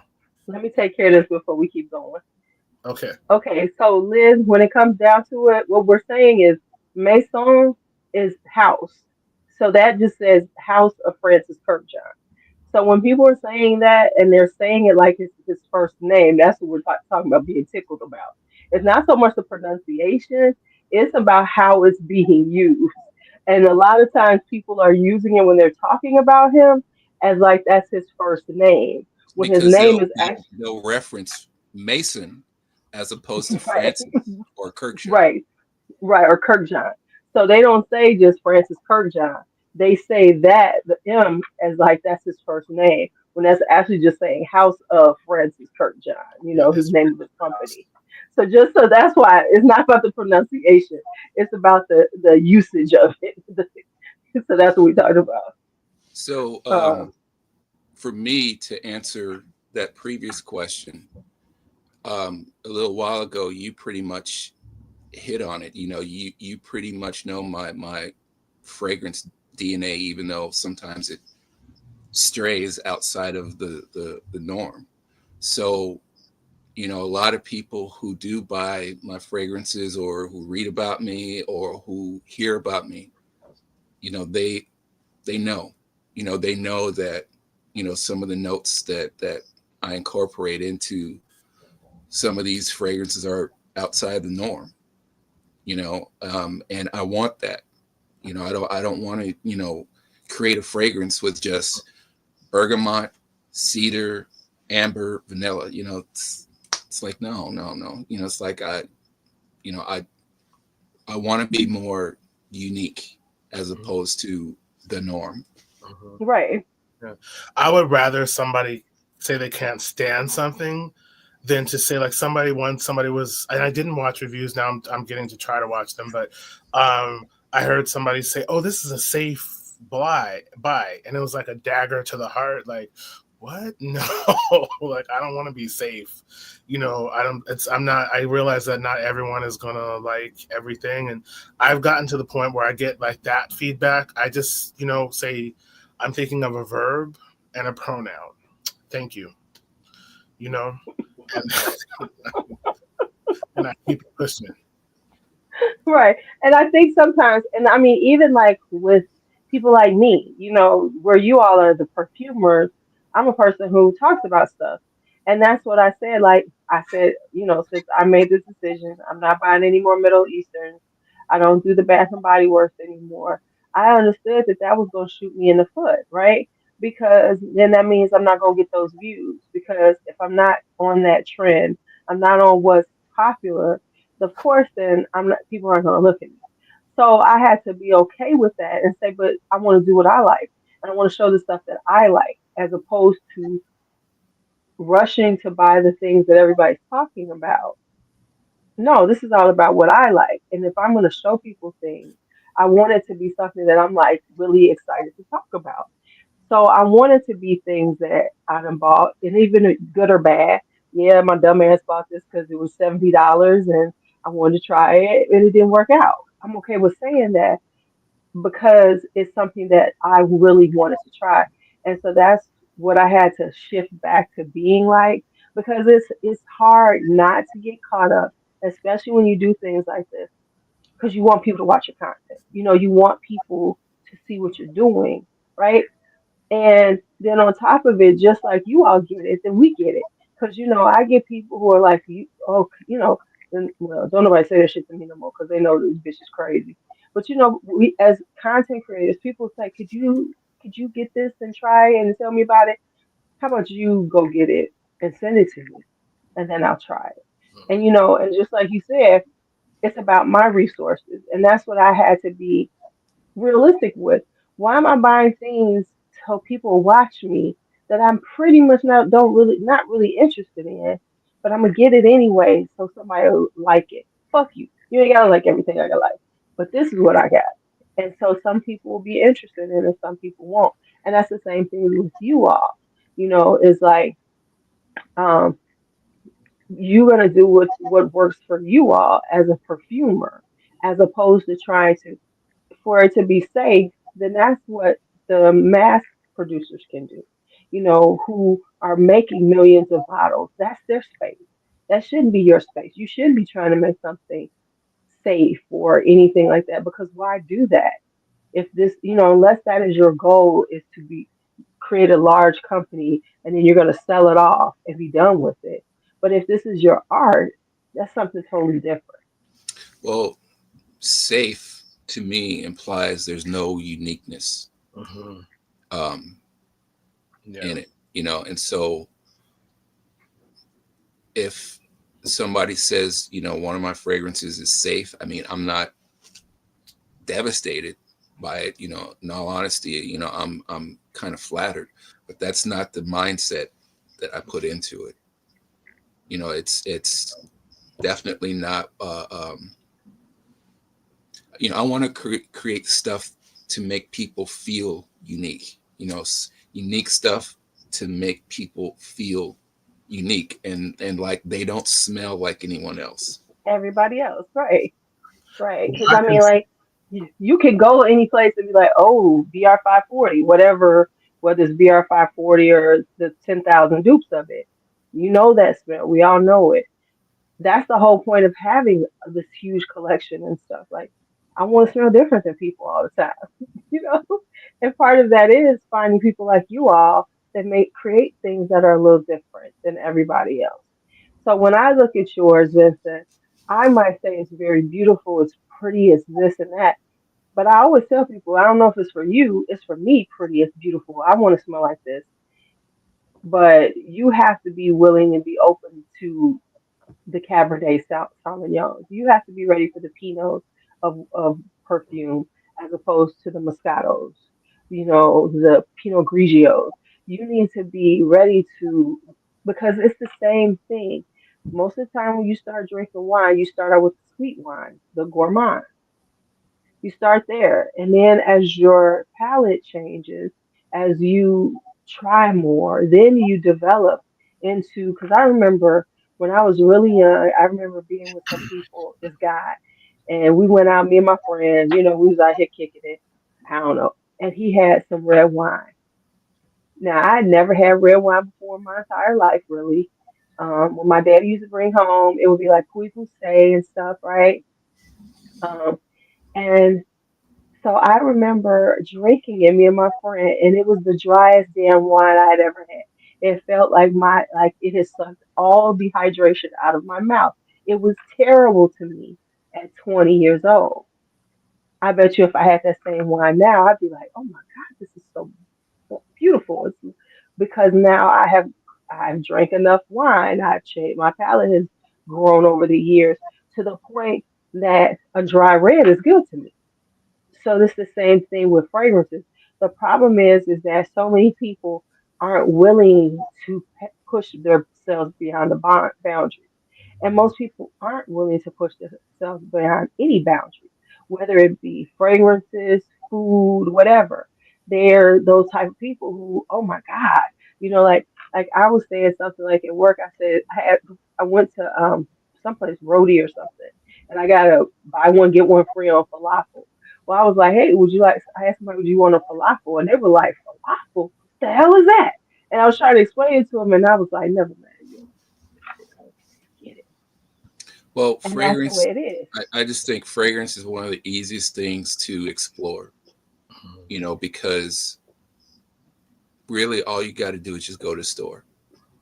Just go to a first. I'll start off with just going to, like a Neiman Marcus or Saks Avenue, um, and then maybe go to fragrance boutiques so you can smell your niche and your indie fragrances. It's like you don't have to, put out the dosh for them right then and there. Just spray a sample for yourself. I always Unlike say, food where chances are you're gonna have to buy to try. I've always said fragrance is the easiest pretty. Like makeup, you have to put on the makeup, or the easiest sexy or whatever. Makeup, you got to put it on, you got to do all these things. It might take you, I could, 5 seconds after I put on this, I smell good. Takes that's the I always say that's the easy pretty. I guess the easiest pretty thing you can do as a woman is put on fragrance because you can be looking like homemade hair. Like I went to the store today, I had hair was in a ugly bun and everything, but I smell damn good. And somebody's like, "Damn, you smell good, pretty." And so, and I think sometimes that's what we have to remember. It's that easy. It's like you said, it's the easiest thing to get into and find out about it. And just like, but so easy also to stay in that one spot. I like vanilla. I like, because honestly, a few years ago, I didn't like fresh fragrances. I didn't like clean, musky vibes a lot. Now I love them. I can wear, those are my summer fragrances. Ooh, let me get this clean one on. Like I have Sage Spell by Victor and Roth from their Magic collection, which is no longer around. And it's a very clean kind of.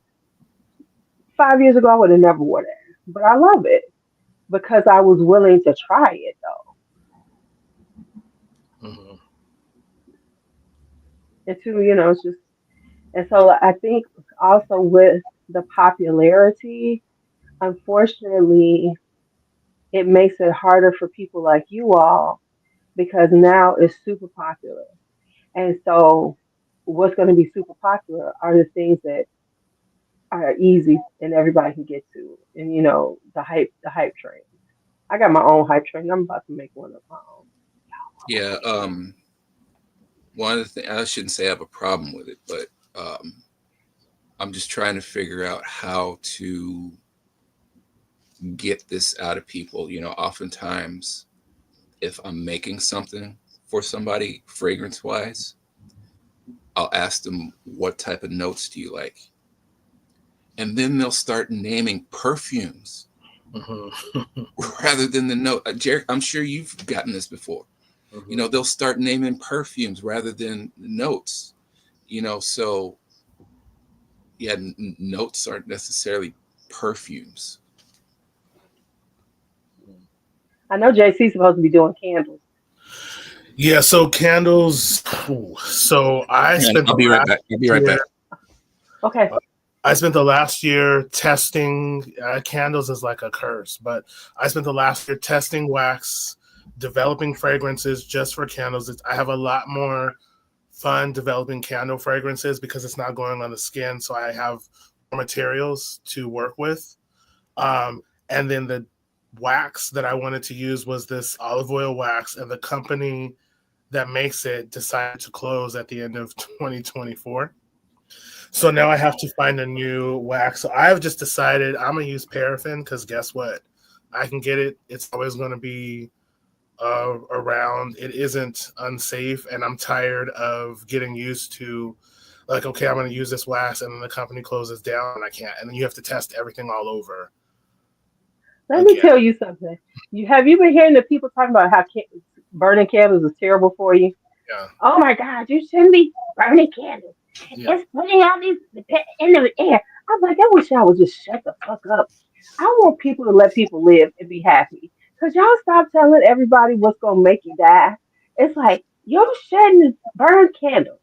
You shouldn't put bath salts in you. It's like, damn, anything you like, they won't take away from you. Just snatch. But people get a little bit of info. Like, there's just enough education for people to have a little bit of knowledge, but it's never enough for people to question what it is that they're hearing.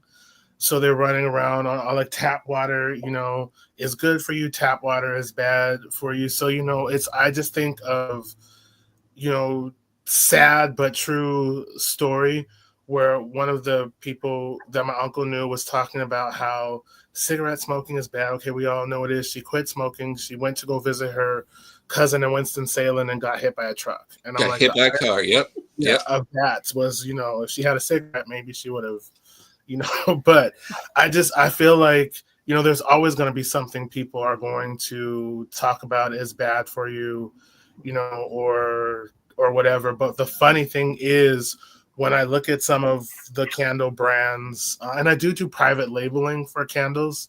I don't know if how people know this, but my brother-in-law is a gospel singer, and so I make the candles for him, when he does touring and stuff. Is he a big time gospel singer? Do we know? Big time gospel.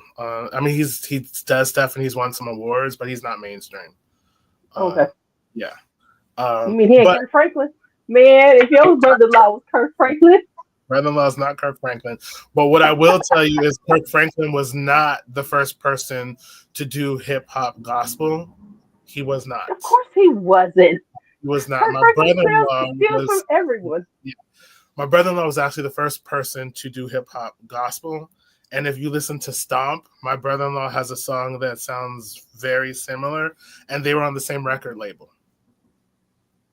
And so I'll just stop there, but he wasn't the... Oh, hell, I thought you meant Stomp by Brothers Johnson.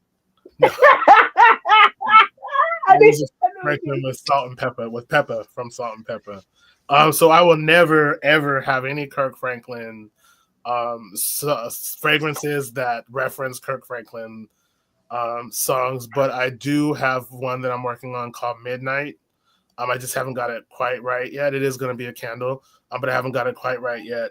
That is based on a song by my brother-in-law with Coco from SWV. And I'm going to be doing soap as well. So I will Are you have, actually? Are you gonna pour soap? Cause I tried to learn how to pour soap back in like the late yeah, '90s. I was gonna pour. You gonna do live? Ooh no, wee! I love you. no, no. So I searched and found a good melt and pour Okay, soap. So I cause found I a was. quality melt and pour soap. So the lye soap and all of that, I won't do because fun fact about me, I'm just like one thing away from being that person that everything in my house is something I've made. And so I feel like if I start making my own soap, it's just gonna. I may as well just go, live with the animal. I don't know if Put your the knob right. yes, You're gonna I'll be be on the living mountaintop. yes, making YouTube videos where I'm like, these are the flowers that I grew to distill, to make my own essential oil. So I don't want to. And real talk, you probably have 2 million viewers, subscribers, and make a whole lot of money doing that because they be like, Yeah, "Hello, ah, shut up." yeah, no, but that's not. I'm a city guy, so That's right. Y'all buy each other. Y'all are by each other. Okay, I'm gonna get there. I'm gonna get there. So, question: I'll tell you if I this. come I'll to tell you this, town, Lulu. when y'all taking me to lunch? Oh, I don't Brenda's. know. I will tell you this though. Um, I kind of wish that we were doing this type of thing 6, 7 years ago, because Lulu, you should really have been a fly on the wall for the conversations this man and me would have inside that protein. I mean, we would sit there and it would just be him and me, and he would come, he'd pick up his orders. Sometimes he would come to help out, and we would just sit there and just talk about the business, for like 4 or 5 hours straight. And that's one thing I missed about that shop is, whenever he would come by and us just talking about the business. Well, let me tell you something. I've been on the phone with JC. I know how this man talks. He talks forever. It's the Leo in him. I be like, okay, I gotta go now. I gotta go now. But wait, let me tell you this. But wait, let me tell you this. And interestingly enough, Vincent, I had you pegged as Mr. Silent, Mr. Well, I Silent, am. but you're not that silent, man. Or maybe I just draw it out of you. With people that I know and am comfortable with, then I open up. But Well, I otherwise, appreciated that. I operate from the point of view that nobody wants to talk to me, or Or like when I first found you and I was calling you Secret Squirrel. yeah, yeah, like that. And you know what? I forget. JC, he did me too though, because I remember I did the video. I didn't even know you saw the video because I remember I called you Secret Squirrel. I talked about your ass, and then Vincent sent me some samples. I was like, oh, he sent me samples, bees and butterflies, bees and butterflies. I remember, yeah, that was during the COVID days when you was undercover man. You were Yeah, hard to find. yeah. That's when I had just started back up after Hmm. just being off for a year. Yeah, I remember that's what Jerry told me because, of course, we found you through Jerry. And I kept saying, who was this Vincent you talking about? He don't even exist. I kept telling him when we were doing live. I was like, you lying. I was like, what is he? Some kind of ghost or something? I called you all kinds of stuff. Right. Right. No, he's not the midnight owl. You talking too early for him. You should call him the crack of dawn owl. Because Vince's emails come out at 3:43 a.m. No, I be like, 3:13.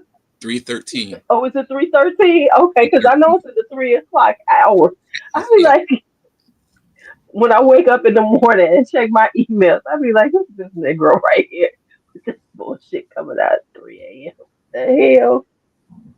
Well, but I get it because you are the one of the first emails we see in the morning. It's brilliant. It's brilliant. And you know Because we what? also, Just kind of a little tip or advice, that's also when people should post on things like Instagram and Facebook. Mhm. Did they Yeah, say? I'm shifting mine to that time. Yeah, I'm shifting mine to that time too because uh yeah, I never post during the day. If I post, it's like 6 a.m. or in the evening, like at 10 a.m., 10 p.m. or something later. Because, everybody posts up during the day and it's clogged. And the way Right. Instagram and all of them work, they're going to push out the big name first. And that's why when people talk about notifications and not getting them, a lot of times it's because of the time you did it, because they're not going to push you out because everybody's coming out at the same time. That is very true. That is very true. Because and that's why one of the things I do like to do is I do premieres in the evening because then you get a lot of people to watch. Because YouTube is like TV. That's why we on here for almost 2 hours. It's like a TV show. We're having a TV show. I honestly don't even really watch TV, but I watch YouTube every day. Honestly, I don't, but I do now because I watch. You know what? I appreciate streaming services because now I can find old shows and watch them from that first episode that I might not have ever saw, that pilot. So right now I'm watching Simon Templar, The Saint. And see, I'm a downloader. And a collector. I don't stream it all. I just download and I'll just watch it later.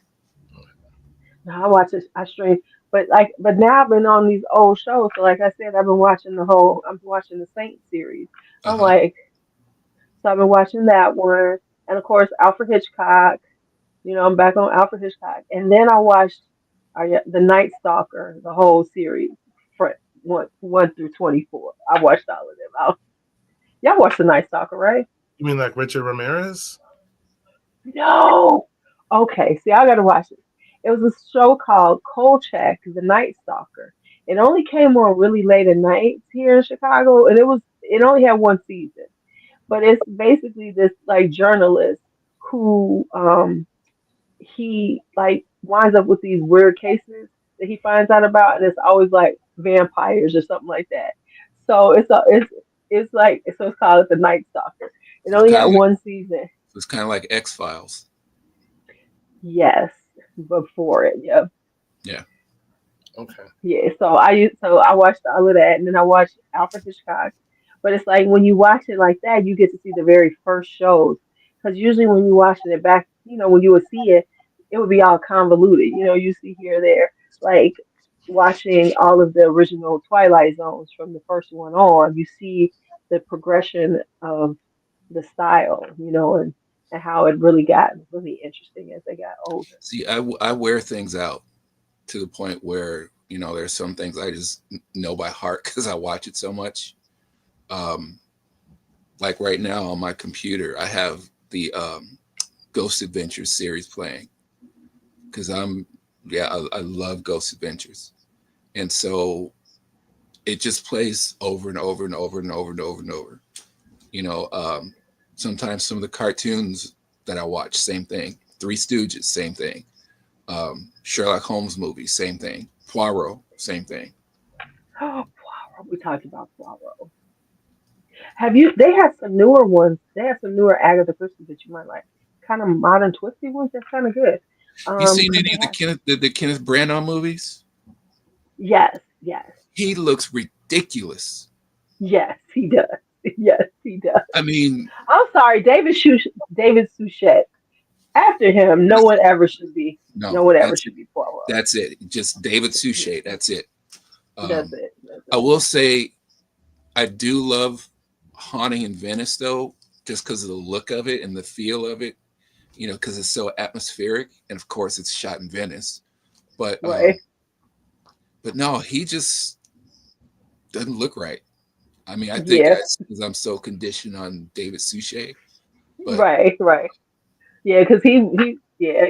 But if you read the books, he really does oh embody no, yeah, what he she said he looked he like. literally read a bunch of Agatha Christie novels before, or when he was hired to take on that role, to really because he gives embody that whole vibe. him Yeah, as he much as does. possible. Even Yeah, down to the because I mean, walk. He had that, right, the walk, you that referred to little, it as mincing gait. Yeah, yeah. yes, yes, the little. That's why if you read the books and you see it, he's like, yeah, he's Poirot, he's Yep. Poirot. But that's like the original lady who did Miss Marple, and then they Smart. switched to that other lady, and I was like, no, she's not doing it for me like the first one did. Mm-mm-mm-mm. But this is what happens. Like the original Aunt Viv was so much better than the next Aunt Viv. It's all the Well, same. also, but But I that's just, the I show just I think know. that you just conditioned, to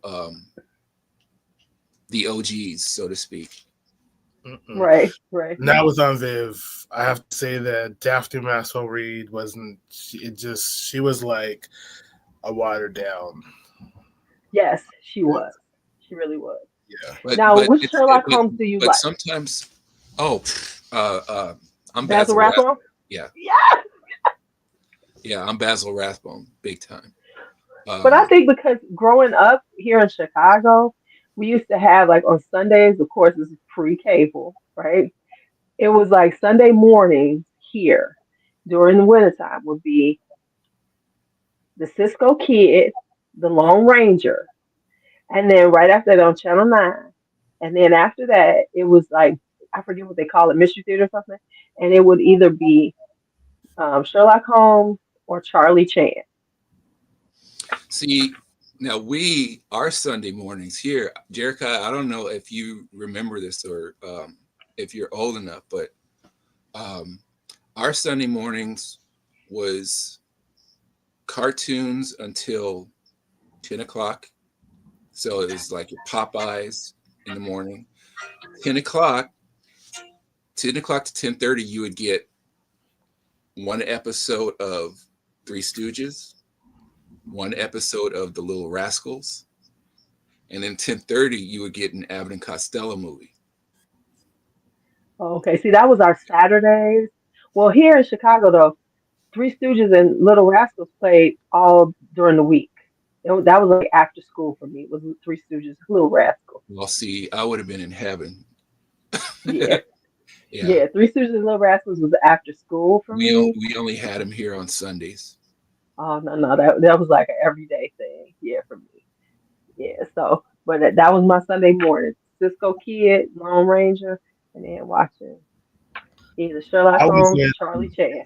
County, and I don't know. I know the Little Rascals, but a lot of those shows I Yeah, never. yeah, you're young. Yeah, yeah, I know you young. You's a youngin. No, Yes. I was. I'm 78. I'm not. I'm not young. By no means am I young, but I think we just had different things. I had after school GI Joe, He Man.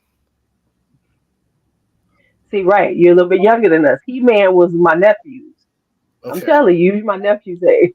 So, So you're but I talking, watched He Man. yeah, you're talking mid '80s. yeah, Right. yeah, He yeah. Yeah, Man. Yeah, He Man though.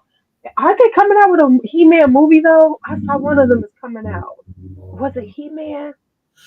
We Something's had coming out soon. Rascals, but shows that we had every day was like Gilligan's Island, What's Happening. Okay, Um, Gilligan's Island was good too. we had Um, Bewitched, Different Strokes, Silver Spoons. Those are the things that came on when I was coming home from school. what about Good Times? Good Times, good. So where I lived, Good Times would come on, and then so it was Good Times, The Jeffersons, and What's Happening all would come on right when I was coming home from school. And let me tell you I- something. I can't stand Good Times. I hate that show. I hate that show. I hate that show. because it's set in And what's Chicago. happening? No, because of it wasn't that they were sitting there because that damn Florida and they just Yeah. wallowed in being poor. I couldn't stand that. And you know when the turning point for me was with Good Times is when James found that money that they didn't know was lost in that bank robbery, and she made him turn it in. Are I you was insane? as a child, I loved the show, but now as I watch it as an adult, I'm like, she's actually a villain. She was really, it's funny because when I was in high school, I watched Soul Food, and I thought it was a good movie. I watched it again as an adult, and I saw it totally different. I'm like, Big Mama let them mistreat Terry, who kind of was the person. Terry. She was the one that would solve all of the problems and everything. And then at the And they end, treated her terrible. but to me, the part was where I was like, Big Mama was an awful person. Was when they found all the money in the TV. I'm like, so you mean They all this? found all the money in the Yeah, TV. she just had the money hidden in the house. So all the problems that the financial Yes. problems they had, that she let Terry carry the burden for, and she just had money hidden in a TV set. And I'm just Ooh. low. So Ooh, I can. Kind of low see down. some of the plot lines from Good Times, they actually got from Sanford and Son, because Sanford and Son had an episode too where they found money in the yard, and Right. they didn't know And what and and, to do with it, and just and ended up. Lamont made them turn it in. Yep. Okay. Because Lamont was always a big dummy. I agree. He was a big dummy. I See, couldn't stand as I got older, I couldn't stand him either. I'm just now getting into Sanford and Son because I wasn't What? allowed to watch it as a kid. I wasn't allowed to watch Oh, it as man. a kid. It did come on every day, but I wasn't allowed to watch it. And now I see why, because I'm like, oh, they're using dropping N bombs and some other Oh stuff. yeah. But Lamont, Oh, yeah, it was a racist ass show. It was a racist ass It was, show. yeah, they didn't necessarily. I mean, all of 2 times they dropped that word, but it was racist. Oh, it was racist. Fred was basically the African American version of Archie Bunker. yeah. Right. And that, I mean, that's looking back on it, as much as Oh probably that's yeah. one of my favorite TV shows. That's the one element about him I don't like.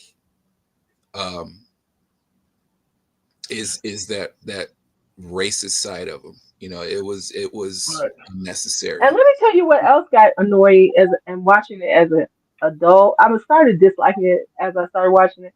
But the Jeffersons, watching it as an adult, because my issue with the Jeffersons was this. George Jefferson was a really smart man. He went and started these cleaning, and he had multiple cleaning stores. But y'all make him the village idiot on the show. He run around like a buffoon, but he's got business savvy, and they never. It was like they downplayed his business savvy to make him seem like he was just a stupid racist. It was like, and I couldn't stand. And then as I got older, I couldn't stand what's happening. You know why? I'm just gonna say, Clifton. No, no. What was that? That's my mama. Did you ever That's my see that mama. show? I don't know that Oh, show. I hated that show. You didn't miss nothing. She used to be in there looking like Mammy. Ooh, I hate that show. It's like those shows from the 70s were terrible on us. Was absolutely terrible. The classic shows from the 70s were terrible. But I have to say, like today, they were like, I have gotten into Saturday Night Live from the 70s. Oh man, And yeah, that show would be canceled today. They would be Oh, canceled and banned before it. so many shows that were, listen, real talk, Will and Grace would have never made it right now either. And I love Will and Grace. I've never seen that. But that show could have never made it. There's so many shows that now that you look at them now, and you're like, ooh, they could never go, they would never be on TV right But now. I feel like watching some of the 70s sitcoms, I feel like it was a lot more bold than it is, because today some of those things you just could not talk about, or you would be canceled. People would take offense. People would be Right. marching, rioting in the streets. Whereas like watching like vintage Saturday Night Live, I'm like, wait, they said Oh that? yeah. Like Oh they yeah. yeah. took Venture Saturday Night Live. they did that, and it was funny. It was Yeah. funny. Yeah. It was just like, wow, I can't believe they I mean, actually. if you think about Eddie Murphy's classic characters Yeah, on Saturday Night Live, Oh, I mean, Mr. White, I haven't made Mr. it to White, Mr. White. yeah. right? I haven't made it to the 80s yet. I'm still on like the ones with like the original cast with like Chevy Chase, Oh, Gilda and Radner. Rosanna, John Yeah, Rosanna. Belushi. yeah. So I'm still working. I'm working my way up, but I'm just like, I can't believe like some of the stuff Garrett Morris did. I'm like, what? You all said that and it wasn't banned. And then I didn't know Richard Pryor had a TV show. Richard Pryor show, Yes, yeah. Yeah, yes. but I was watching the DVDs for that because my brother has them. I'm like, wait, you all talked about that on you did skits like that on TV. So I don't know what happened, how we went so far back, but yeah, Oh all the yeah, family All in the Family would have definitely been canceled they wouldn't have made it because past it was the the biggest, right? But you know that was the shift in TV shows. It When was All in the Family, basically it was basically a lot of ethnicities finding their voice because all of a sudden, television started, now television was in color. Mhm. And so, with color and with the 60s, the end of the 60s, various races are starting to find their voice. And as right? you And then said, Norman Jericho, Lear, getting bold.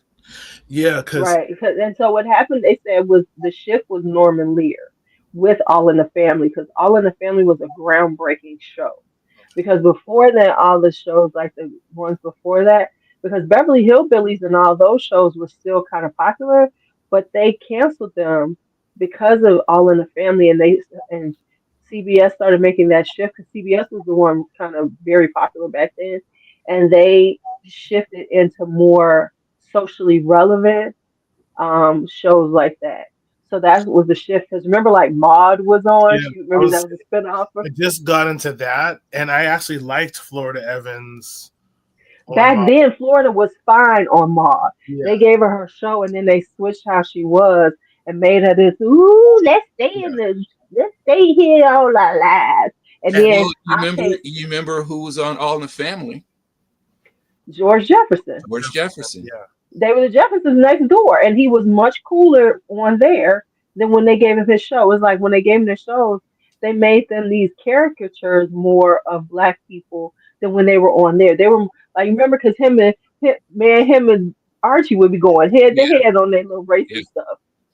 Also, too, it came out a little later, but Benson, Benson was a spinoff Yes, of Soap. Benson was Benson I good. watched. I used to watch that after school. Yeah, Benson was good too. Watch Yeah, Benson after school. These are shows I used to sneak and watch I because mean, nobody think was. about soap I would have was in. never been on. Yeah, I used to watch Vincent and Soap. I would rush home from school I so I love could watch Soap. Soap and Vincent. And I actually have the DVDs for Soap now. But yeah, no, that wouldn't have made it. I don't know how it made it on the air then because I sit back. But the funny thing is, a lot of the things that they talked about on those shows in the 70s are still relevant Yeah, today. go watch Mary Hartman, JC. Mary Hartman, Mary Hartman. Did you ever see Mary Hartman Vincent? No, It used to come on I at knew, like I 10 knew, I o'clock. knew of it.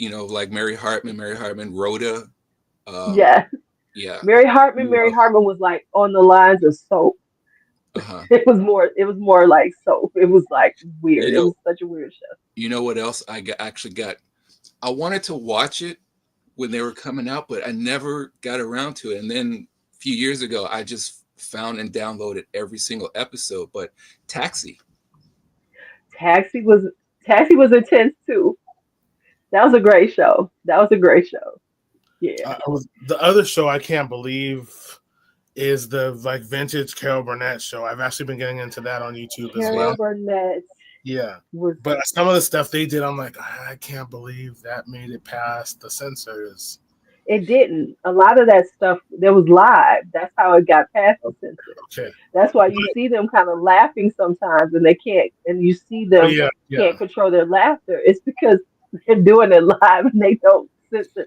That was one of her things. I love that show. men, That was men, do you want to know what it feels like to give birth? Take your bottom lip, pull it over your head, and pin it to the back of your neck.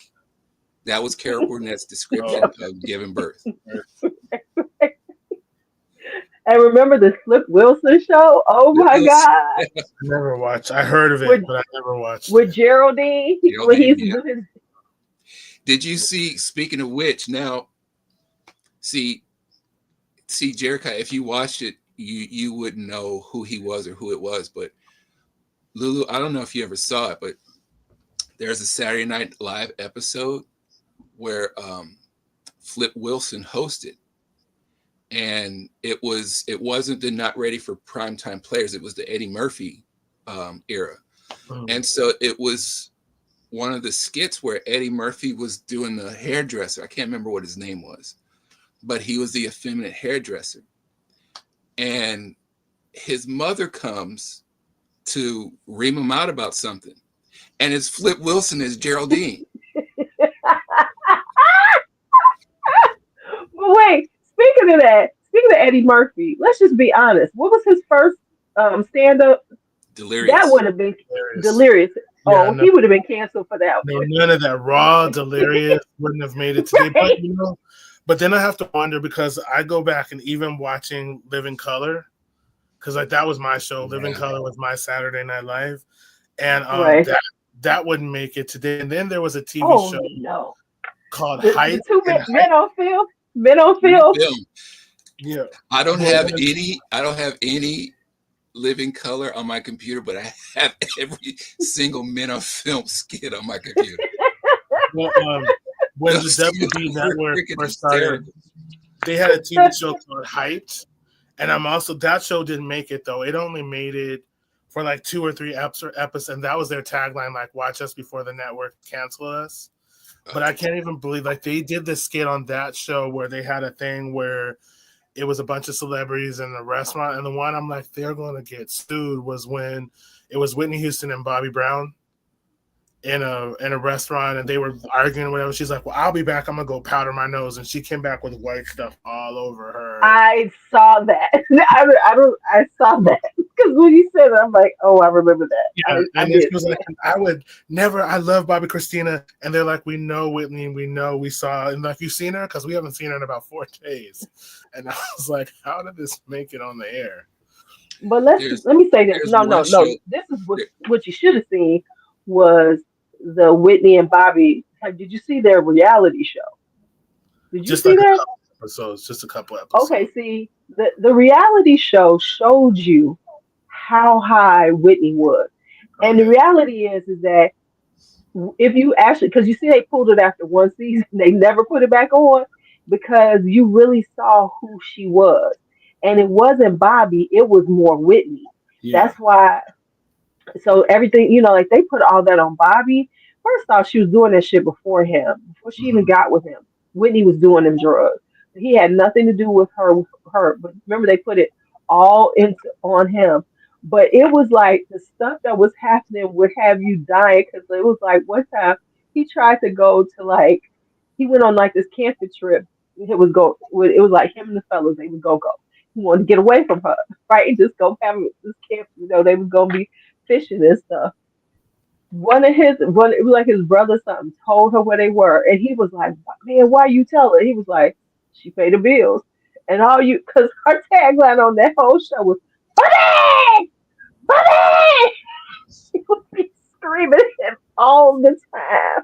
And then there was this one episode where they was in a hotel or going into a hotel, and she did this hype dance.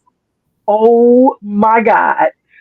That's why I think that was one of the last shows because I swear to God, if we've all seen the hype on the corner dancing, that was Whitney's ass. I'm gonna Whitney see did if a I whole can find it hype on YouTube. dance. And it was like, I was like, are they letting this run? Because you saw how hype part of her. Because she was like, yeah, they talking to me crazy. I'm Whitney Houston. Don't they know? He tried to drag. It was always Bobby trying to drag her ass out of some place because she doing the fool. It was hilarious. And then that was when, right after that, that's when all of a sudden Clive Davis pulled her. They cleaned her up, and it was like, oh, Bobby's the horrible person. Yeah, Yeah, but watch the that thing show. is, you never heard of Bobby Brown getting in trouble like that until he married her. Was the thing. Um, Well, see, Bobby was a drug dealer. He was rolling the drugs, but he wasn't. Yeah, he wasn't doing all that. Was Whitney was doing that beforehand because before that even happened, before they even got together, there was a time.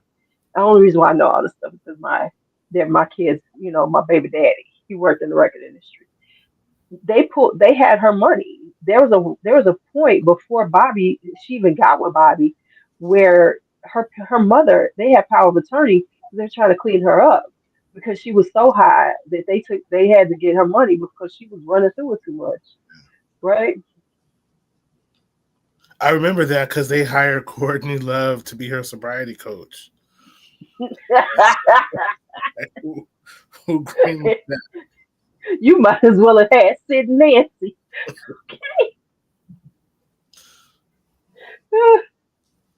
I'll tell you what, Lord. one thing, one show that I watch even still to this day, to feel better about myself, if I need that pick me up, if ever I need that pick me up, is Married with Children.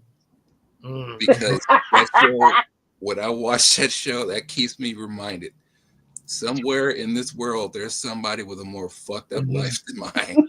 What I can But say wait, is that's so another show that shouldn't have it been wouldn't up have made It it, either. would but what was not have made it interesting to today. me Yeah. is Roseanne, like everyone who watched it would always agree that Roseanne was a family that was struggling and Married with Children was poor white trash. It was just like in the worlds of that they were living in. But that show was a show that also wouldn't make it today. But I would every Sunday, I was Tracy Ullman, Married with Children, And The Tracy Simpsons. Ullman The and The Simpsons, Simpsons. and then that show Get a Life. But I couldn't stand the actor on that show, so I didn't watch that one. But I would watch. It was Married with Children, Tracy Ullman, and The Simpsons. Although The Simpsons first started out on the Tracy On Ullman show, Tracy Ullman, The yeah. show, right? that was my Sunday night routine. Yeah, yeah. None of those shows would have made it nowadays. But and then you could tell when it came on how it was able to stay on as long because it would be gone. They'd be like, Yeah. "Oh my God, no, this is Well, terrible." well, that was the early days of Fox. Right, So Yeah. and Fox became known for those right, groundbreaking, daring type of right. shows. I mean, And now it's almost like they became the new version of this of Norman Lear's 70s. right, right. Yes. But the one thing that Saturday nights, let's talk Vincent, the Love Boat and Fantasy Island. No, see, I Did you used to do watch those those? after school. Love Boat, Fantasy Island, Too Close for Comfort Yeah. was also Saturday night. Yes, Uh, yes. So when I was in junior high school, those would play when I would come home from school, and I would watch those shows. So And the love and Fantasy Island was good in the beginning, but they he jumped the shark on that one too. We had the it whole got kind of conversation. I corny. explained Yeah, yeah. when And when they started acting like he was like some type of like wizard or he was doing some magical shit. It was yeah, like I don't think I saw those episodes. yeah. yeah, that's when he jumped the shark.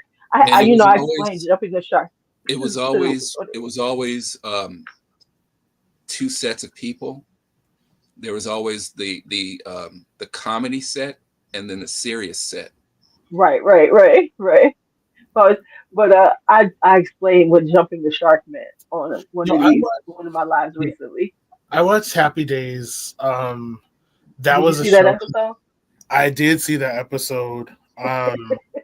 And because the thing about Happy Days was a show where I discovered the world doesn't wait for me. Because I would just come home and it would start. And one day I got home late and it was already started. Because back then I thought the TV shows didn't come on until I turned on the TV. I was like, wait, what? Is the TV broken? Like I couldn't figure out what was wrong. And I was like, how did this? And my grandma's like, they don't wait for you. They play at the same time. And I'm like, no, and I turn on the TV and it's coming on.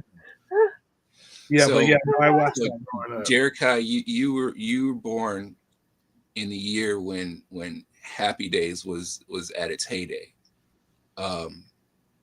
That's when I first discovered jealousy, because and Lulu, you'll know this. I mean, 77, 78 was that whole fad of Happy Days, Vernon Shirley, Saturday Night Fever, and Star Wars. And that's all anybody ever talked about, and Yeah. so much to the point where I never watched them. because I didn't like hype. It took me until Return of the Jedi to finally go see Star Wars. Real talk, I've never seen all of them. I think I've I only haven't seen the seen first all of two. them either. The first three, I've seen them, I but might the have rest seen. I haven't seen. I think, and I saw the first three on cable because when Star Wars came out, I remember this because it was the summertime when it came out, and we were having a family reunion, and so my brother, my sister, all the big cousins, my older cousins, they all left and went and saw it. So I was mad because I didn't get to see it with them, and so I never got to see it at the show. But that's like, let me tell you, my brother was so terrible to me sometimes. You got this older brother. My brother had me convinced that Tommy the Rock Opera was the best movie ever. When I finally saw it, I was like, he had me going forever on this movie. I wanted to see Tommy the Rock Opera so bad. Have you've seen it, haven't you, Vincent? VH1 used to come on VH1. Yeah, well, did. I thought that was like that was like the epitome of the coolest movie ever that I was never able to see because I was too little. And then I saw it, and I was like, No. You know what my Tommy was Rocky Horror Picture Show. It's like so many people here in Berkeley oh yeah, talking yeah. about it. And every Saturday night it played 12 o'clock midnight at the UC Theater. And what's all the hype about? What's all hype about? And finally, about 10, 15 years ago, I finally sat and watched it. And I was like, Yeah. I've been Yeah, watching yeah. I mean, in Tim here. Curry is great, but Right. The rest of the movie was like, oh, okay. I've been watching for 10 years and still haven't made it through. But you want to know what's funny? I actually thought Star Wars was made for television because when it first came on cable, like back then, you had to pay to watch those movies when they came out. Right, So I remember it was a right. big deal, and all these people came over to watch it, and my dad had ordered it. And so I thought it was made for it. It came on HBO, and then there was this like spoof of Star Wars that came on before it. So I didn't know that it actually was released in the movie theater.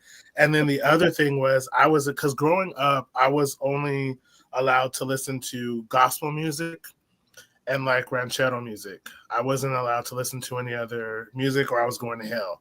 So but I would sneak and watch things. So I saw Sergeant Pepper's Lonely Hearts Club Band on uh-huh. VH1. So I thought until I was in high school that the Bee Gees and the Beatles were the same group. People. And it wasn't until I went to the record store and I'm like, hey, who are all these old dudes with Paul McCartney? And they're like, that's the Beatles. And I'm like, no, because I saw them on TV in the movie. And that was when I found out. Yeah, that and the other embarrassing thing was in high school was when I found out that reggae was not a person and a style of music. Rich. Because I couldn't. I'm like, if Bob Marley is the king of reggae, who was reggae? Who's Ricky? I was so sheltered growing up. Like, I could watch like were considered the wholesome shows. That's why I couldn't watch Sanford and Son because it was considered inappropriate. And then whatever came on Nick at Night, which was I remember getting in trouble because I wouldn't watch the Dukes of Hazzard. Oh man, that was funny. Yeah, that was my like embarrassing but sort of eye-opening moment when I discovered See, those. for me, it was I used to Your sneak and coming watch of age Benny moment. Hill. You said what? I used to sneak and watch Benny Hill. No, in high school I used Benny to watch Hill. that. Yeah, and that's another show I can't believe made it on the air. Benny Right. Hill, I'll tell you this, and I don't mean to burst your bubble. Benny Hill, if you look at Benny Hill's shows and you look at not only look at Sanford and Son, but listen to Red Fox records, Benny Hill stole so much of his stuff from Red Fox. From Red Oh Fox. yeah, because if you hear Red Fox's stand-up, he was Yeah. a nasty, nasty man. Now, See, this is the funny thing about it. He did it without swearing. Yeah, he did. He did. Red Fox? Back in the 60s when he released all those records, Yeah. he didn't really cuss. Oh no, that was Richard Pryor. Because my mom was the polar opposite of my grandmother. So my mom had the Richard Pryor albums, and so they would just put those on and just play them. And so as a matter of fact, the neighbor used to call my mom Miss Rudolph. And so like I knew about that before I knew about anything else because of them playing those albums. And so she would just You know what I love to do? I was doing this for a while on Facebook years ago. I'd be like, "Have y'all listened to the stand up with Richard Pryor talking about sucking dick?" And people be like, and I'm like, "Oh, y'all missed that one because you've seen it, right?" Oh, what is the name of it? It's one of his very first ones, and Live from the Richard Sunset Pryor. Strip. No, this is before. I've never seen it, but Live from the Sunset Strip. You talking about Richard Pryor records? No, this it's a stand up. It's a video. I'm gonna find it. I'm gonna send it. I'm gonna find the name and I'm gonna send it to you all. The first one he did was called Alive and Smoking. It might be Alive and Smoking because this one it's before. So it's before. Wait, is that after he caught on fire? Because that's funny. No, this is before. No. This is like Live on the Sunset Strip was after he caught on fire. Alive and Smoking. No, this was like 71, 72. Okay. Right. Yeah. This one is one, and I'm gonna find the name of it. He also but there's a video. In, the movie Watt Stacks? It was basically a documentary on the Watts Festival. He was in that as well. Like some of his stand-up was scattered throughout that. But Alive and Smoking was the first film he did, which was like really short. But then the next one he did was Live in Concert in 78. I'm gonna find it and I'm gonna tell y'all where to find it because there's a section. Oh, I got every single Richard Pryor thing. Do you know that going back to Jericho, the Richard Pryor show, what he did after one of his shows, because the shows weren't meant to last. They were meant, as a short series. Yeah. So after I think the very last one that he did, he actually did a stand-up. And so I actually had, it's like 35 minutes. I just watched it. I have it on my computer. And he did a fresh version of Mudbone. The one that's found on Mudbone, yes. So Mudbone, that's classic. That's classic. He did the another version of the first Mudbone stand-up with extra material added to it. So my brother had the DVDs, but now I have the DVDs too. And so when he found out the show was being canceled, he just pulled off all the training wheels and everything and just went. But let me tell you this. I'm gonna find this for you because clearly he's high. When you watch the video, you can tell that he's high because he starts talking and then he basically says he's sucked dick before. It is because when I was watching it with somebody we were watching it and I was like 20 years old the first time I saw it. We was watching it, we had rented the video and it was my ex-boyfriend, my boyfriend at the time. We were like, did he just say what we think? He said, rewind it. We kept rewinding. We like, I know which one you're talking about because it's like darkly lit. Yes. And it's he's smoking that cigarette. It's like a still shot of him from like here up the majority of the time. He's like, he's smoking a cigarette and it's the video version of it. He's just talking and he's doing his stand-up and then because he gets to talking about, his life. We all know about how he lived. And he said, ain't nothing wrong with sucking no dick. I've done it before. And then it was like, all of a sudden, they like, okay. Then he went back into his stand-up. And it was like, it was like a 2-minute section where he started talking about how it was like, wait a minute. But of course, and the audience didn't know how to react to it. That's the funny thing. They didn't It, know And who I they mean, had. we do know that later on he did come out and say did have relationships with, he did mess with, he was yeah, messing because somebody with was saying that on the thing that he had a relationship with Marlon Brando, but then his widow came out and said that wasn't true. No, if I'm not mistaken, he has said he did have a relationship with a drag queen, with a transvestite, as he Okay. called it, or drag queen. But I do know he did say at one point he did have a relationship with a drag queen. I don't, there was always these speculations about other people, but he definitely came out and admitted to that years ago. But yeah, when he burnt himself up though, that was when everybody found out. Oh, Richard is really getting high because he used to talk about it, but you didn't know he was getting high. I feel like who wasn't during that time? Everybody, everybody was getting high. All right, we have been on here for almost 2.5 hours, y'all. It is almost 11 o'clock here. Thank you. I guess I'm gonna have me a little snack or something because I didn't eat no dinner before I came down here.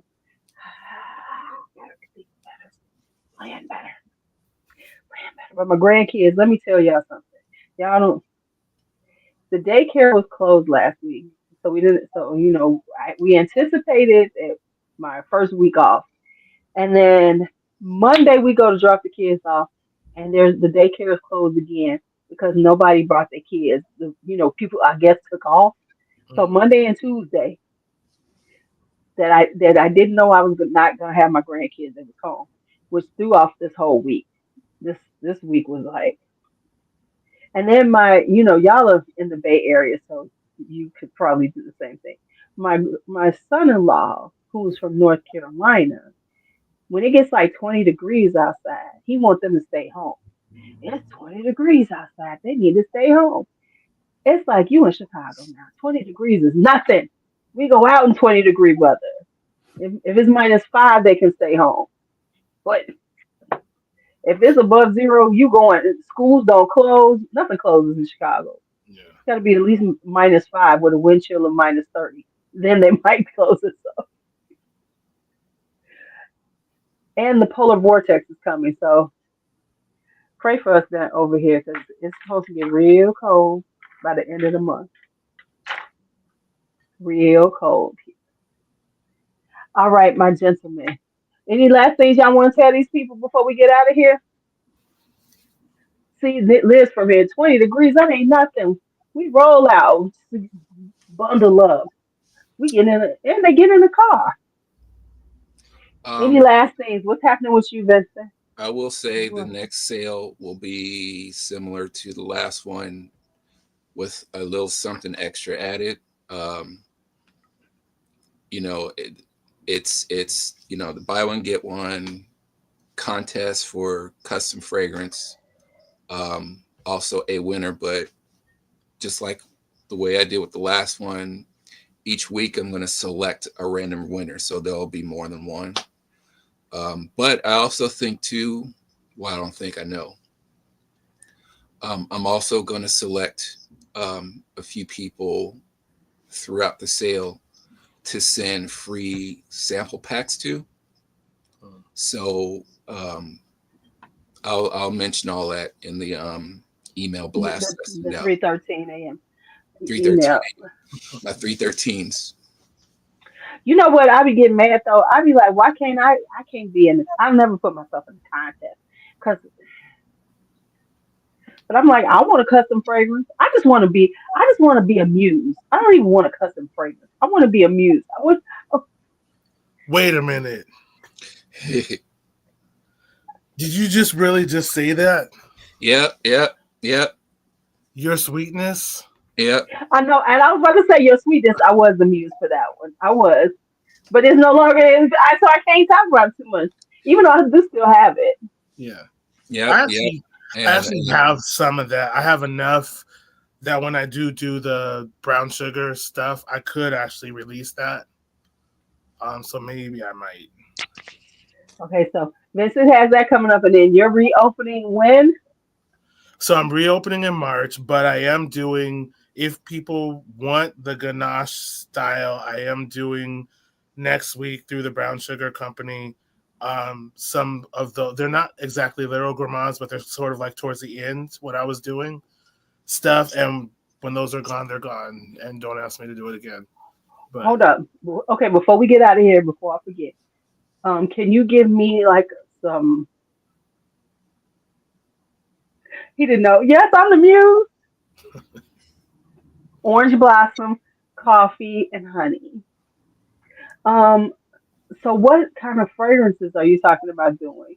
Because I'm trying to get my order in, and I need to get mine before they're gone. They're gone. I don't care it's about just these the people. I care Brown about Sugar me. Company. Yes, the ones you're talking about. So there's a chocolate one, there's a strawberry one, there's a damn it, I should know this. Sorry, there's a chocolate one, there's a strawberry one, and there's two other ones. Oh, nougat, like the nougat candies. So there's one like nougat candies, and then there's an almond one. So yeah, Almond. I can send them to Almond. you. I just, this, but it's not, I didn't want to confuse people, but I just got so many emails, from people like, will you do this? Will you do this? Will you do that? And I was like, well, let me just do it. Not almond Is it roca gonna be candy. similar to like leche y galletas? So what I did Similar is to that. this, I took the most popular ones from Ganache and I elevated them So is is the the thing. almond one kind of like the leche y galletas? It's a lactonic almond, but it is gourmand and it's a balance of in between the little gourmand and the perfumery. Okay, so that's all we want you to send me because I want you to sell everything else. That's the one I'm about. I'll send it to you. Yeah. I hope it don't got cherry in it. It does not have a cherry in it. Yeah. Because that cherry almond combination is like. I've never been a fan of it. Yeah, I've never been a fan of it. But I will say Now that I do like cherry almond. I don't want It's cherry. just I have done to one. death. It's just yeah. done to It's death. done to That's all. death. And, Yeah, it's and like done to when I death. first was learning to make cherry accords, I was using benzylbenzonate, so it gave it that almondy, type of thing. But Susan is actually the one that introduced me to the paratolaldehyde. I can never say that right. Which they don't make anymore. But I was able to find some on eBay, and so it's coming at the end of this month. Okay. So yeah, so I have enough. Yeah, I have an accord that I made to replace it. So Okay. Yeah. So yeah, almond. Because leche y galletas Yeah. is. It's not the same, but it's I it's know, an but I know it's not gonna be the same. But if it's elevated like that, yeah. I'm surprised you're not doing something like Vanilla Escura. I mean, I have brown skin, and I think I do have a vanilla one when I re-release that I'm doing, but it's not a it's like a combination. It's like between a freshie and a vanilla. It's kind of a smoky, sort of creamy vanilla, not a foodie vanilla. Because I feel like the vanilla gourmands. I feel like there's enough of those in the world. Yes, they really are. Too enough. Oh my god, Yeah, between them and caramel. yeah. Yes. I do have a caramel one that I did, but I don't want to release it. Peachy. I have a peach rose though. That's Jaya. Yeah. She makes one. Angela makes one. Okay, never mind. That's not the. Yeah. Okay. I have a caramel one, but I don't want anyone to have it, so I don't think I'll be releasing that one. Okay, and let me say, what is it? What's the name of it? Melanoid.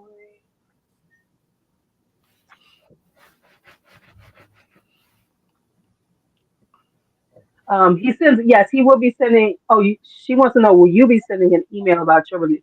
Okay, I'm gonna get Michael first because they're not done with y'all yet. Okay, so two things. all Okay, right, so that one for you. Candyman. Actually, that wasn't its original title. A friend of mine, who some of you may know, her name is Jill Jones. She used to be a backup singer for Prince, in addition to also being its girlfriend.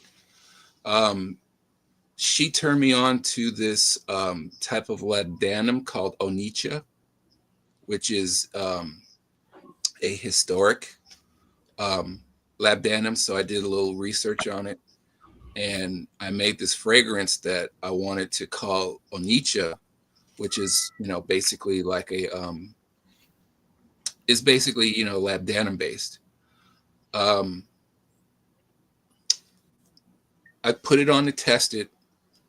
I went to the fabric store that I normally go to or went to, and the ladies in the fabric store there, they always called me Candyman because I always bring them bags of candy.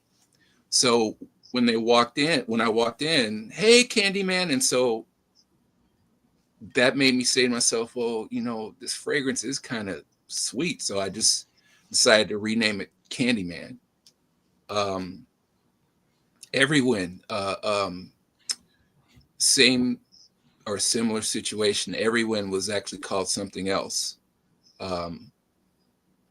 It's called Torture.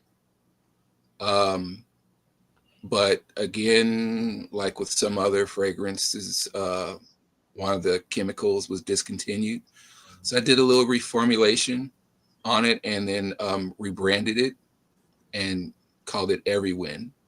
So it actually has a story to it. You remember last year, that's when I did that contest with all the drawings that I did and everything for everybody to guess what the notes are in it. Okay, and then I think this is for you, Jerica. Talk about the releases. Are you sending an email? So for Khye Fragrances, there's a whole campaign that I'm working on. So there'll be a lot of things for people to know when that's being released. For the brown sugar company. No, I think she's yeah. Oh, for the brown. Okay, so I'm using the old Hot Perfumes website. So people who are signed up for that get the emails, and then if you were subscribed to the old Ganache Instagram page, I just renamed it, and there's things on there. But I didn't want to do a big thing because I didn't want to confuse people.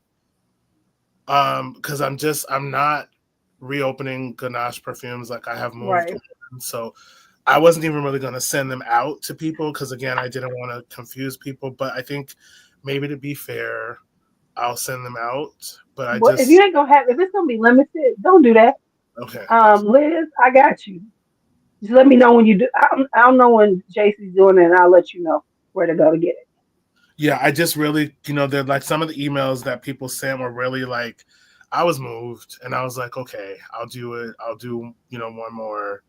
But I don't want to go back to that because I'm really focused on Khye Fragrances, and just, I've grown. I have access to materials that I didn't have before. And like I said, I needed to get over myself because it was this thing of like, to be a serious perfumer, you have to make all of your own accords. And I just feel like I really need to know how to make something. So if something gets discontinued, I don't have to discontinue a fragrance. As long as I can do that, I can make with whatever I want to make. And if you don't like it, don't buy it.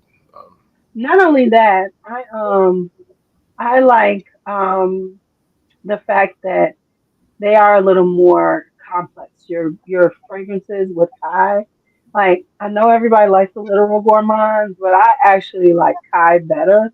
Or in the last ones you were doing with Ganache when you were getting into the R&B series, because I like the way that they were, they had a little more complexity. Even though I love Leche Galletas and some of the other ones that I love from Ganache, I actually like Kai's vibe because there's more going on with those. There's if you're using stuff like pistachio, it's it's a little more complex. It's got a little zhuzh to it. It's got a little razzle dazzle, as they say. Yeah. I will say Whereas this.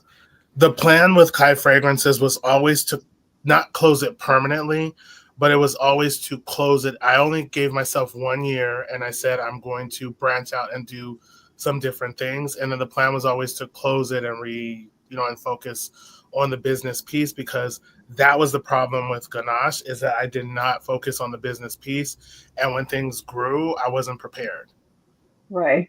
So I wanted to keep it small. So, So you remember, like, I think you remember remember we were talking about, I know you're going to get rid of some fragrances because you wanted to pare down your offerings. yeah. Justify Your Love has to stay. So Justify Your Love is staying. I have amped up the saffron in it. And I've changed the name originally. So the song by I'll Be Sure. So I'll Be Sure did an answer to Madonna called I'll Justify Your Love. And so it's inspired by that song. But originally I didn't want to get sued, so I didn't call it what it was. But now I found out that I can't be sued, so I will be changing the name of it, but it's going to stay. And I want Snowy Nights. I can't continue to make because there was a pricing that I used to make the bacon accord that I'm no longer able to get. And then the salted caramel oud one. There will always be a U is staying. I amped up the oud just to make it a little less sweet. Okay, that one stays. Snowy Nights. Snowy Nights is going to be seasonal. Oh, that's okay because I got a bottle. Let's see who else. What else do I need to? I think should stay. I redid Entice. I don't know when I will release it, but I did redo it. And then now Vincent. Anything you talking about taking out that I need to tell you to keep? Yeah. I can't think anything off the top of my head. Do you know how many of your things I have now, Vincent? Do you know how many of your bottles I own? It's an incredible amount now, man. Yeah, I was looking at that video. I was like, damn, did I make all those? Right. I've run out of space for y'all over here. I gave y'all own space and y'all filling them up, man. So much so that you dropping almost broke one of them. Hey. I don't know what's going on because I dropped some today too. I was like, how did I miss what's going that? on with these hands? Oh yeah, in the video, I dropped them. Yeah. I have to go back. When I did your collections, I dropped one of hers, Sugar Mama. Oh, you're talking about I'm still in the third video, I think. Oh yeah, this is the last one. Okay, I haven't made it that far yet. Yeah. But I will so say, I don't know which one it was that you did, but I was at work watching a review. It's an older one you were doing, and people thought I was crazy, and you were talking about folding people up, and you were like, if you fold me up, I may not be able to get out of it because my knees are bad. Right. That's the thing that young people talk about. They would say about fragrances, they're going to fold you up like this if you wore these fragrances. I said, I can't, don't be trying to fold my black ass up. My knees, I'll be stuck. Because, that's that whole young people thing. So, it's like, Well, I don't get folded up. To watch your stuff at work anymore because I was laughing out loud and they were like, are you all right? And I was like, I can't even tell you all what I was laughing at. But she said, are you going to bring Cheat Day back? Which one was Cheat Day? No. So Cheat Day was actually one of my favorite fragrances, but there was an aroma chemical. I never say this right. Strawberry Pheromone. Actually, Vincent, you're the one that introduced me to that. And I can't get it anymore. And if I can't get it, I can't make the fragrance. You don't want it. Okay. Hang on.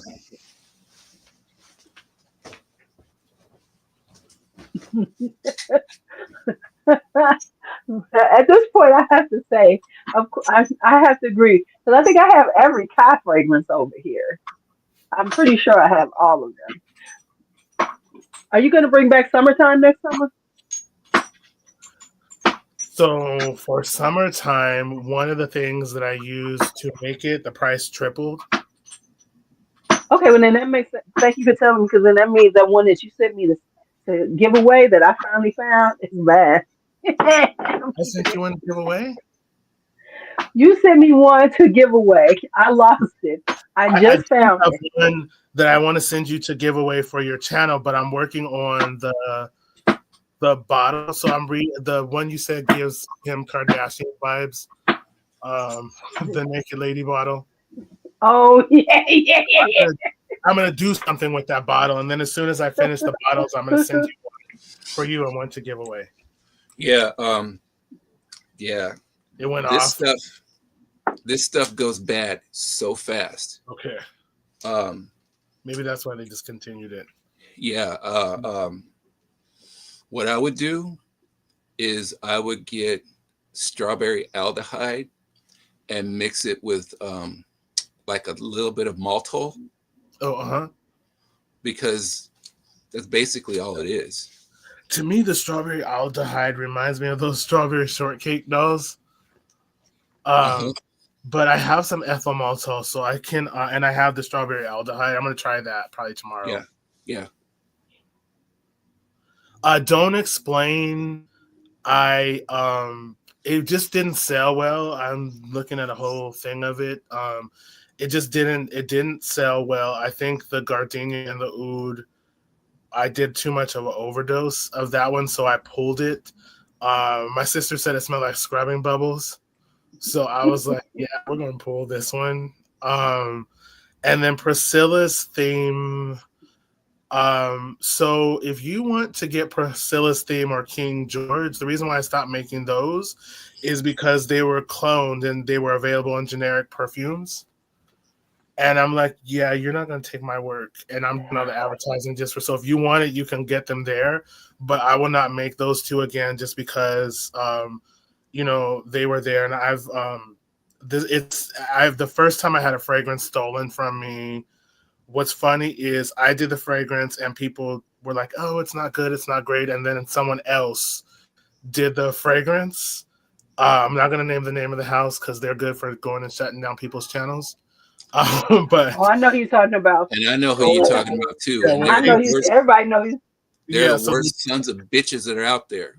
They took one of my fragrances and people were like, oh, and it's so great. And I'm like, wait a minute. So I ordered, actually, this is when he had the booth at the Block in Orange. So when I went to go visit my mom in Southern California, I'm like, let me stop by. And I'm like, mother, this is my, my fragrance. So I'm just kind of sensitive to that.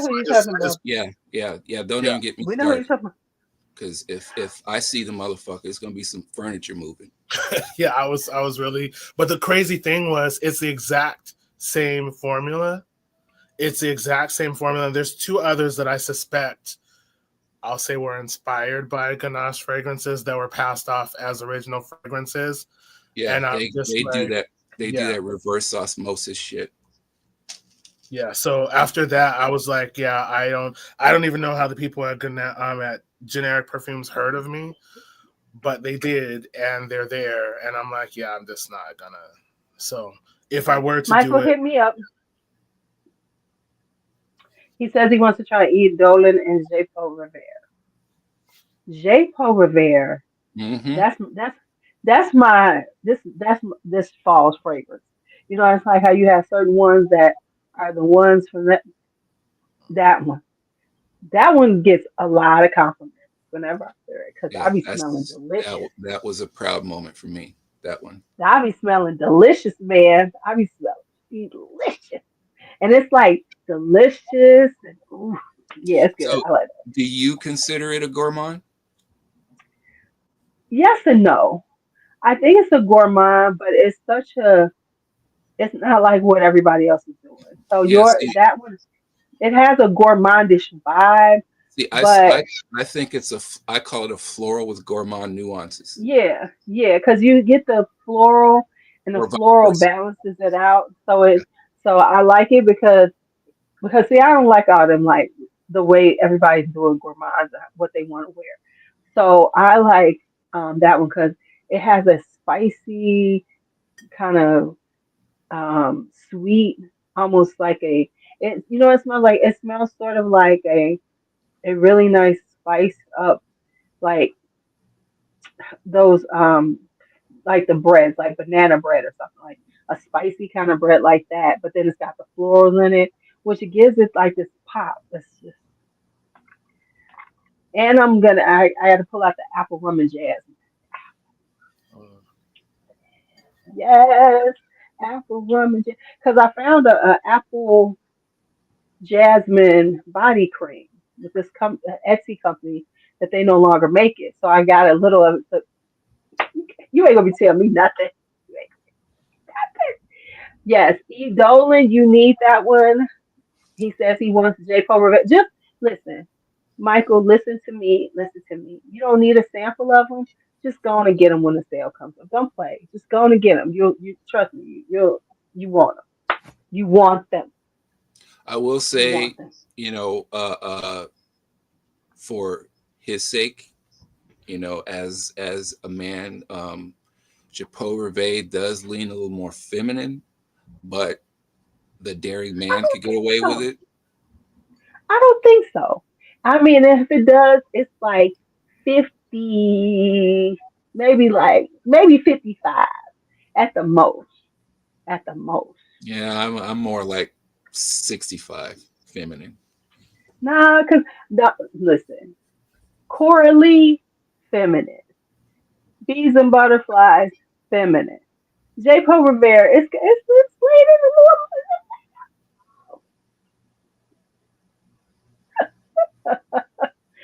just like the majority of JCs are pretty in the middle. You see, I did one with you all for men. 'Cause I know everybody thinks all my stuff is super girly, so that's why I have to, let people know I got some unisex fragrances. Well, the new Perseus, that's definitely going to be a masculine. And it sounds like it. And I don't want nothing called Perseus. It I'm just, smells very barber shoppy. oh, You you know, can it's keep that. very soapy. Mm. I can't stand. You know I what? learned about good lavender absolute from you because you had some that you had let me and that so it makes a huge. Like I like that smell on a man, but when it's on me, it just feels like a stanky man. Like when those barbershoppy ones, they smell good on y'all, but if they're Well, on this me, smells it's barber shoppy, but no lavender. Mm. Because, like I no. But said, I'm I just can't saying stand lavender. But I'm saying that whole barbershoppy, that kind of style. I like it on you all. It smells divine. I feel like, ooh, hey, daddy. But if it gets on me, and like if I spray it on me, it smells like to me like a stanky man that hugged me, and I'm stuck with his fragrance on me. That's what they always smell like to me. That's the impression. Like that that uncle that had came to the barbecue with the black shirt, black socks on, and the sandals, and then he had that overwhelming Old tacky like Spice, $5 cologne. Not even Old Spice. I like the smell of Old Spice, honestly. It was always the one that they got from like brute, the fruit. brutal.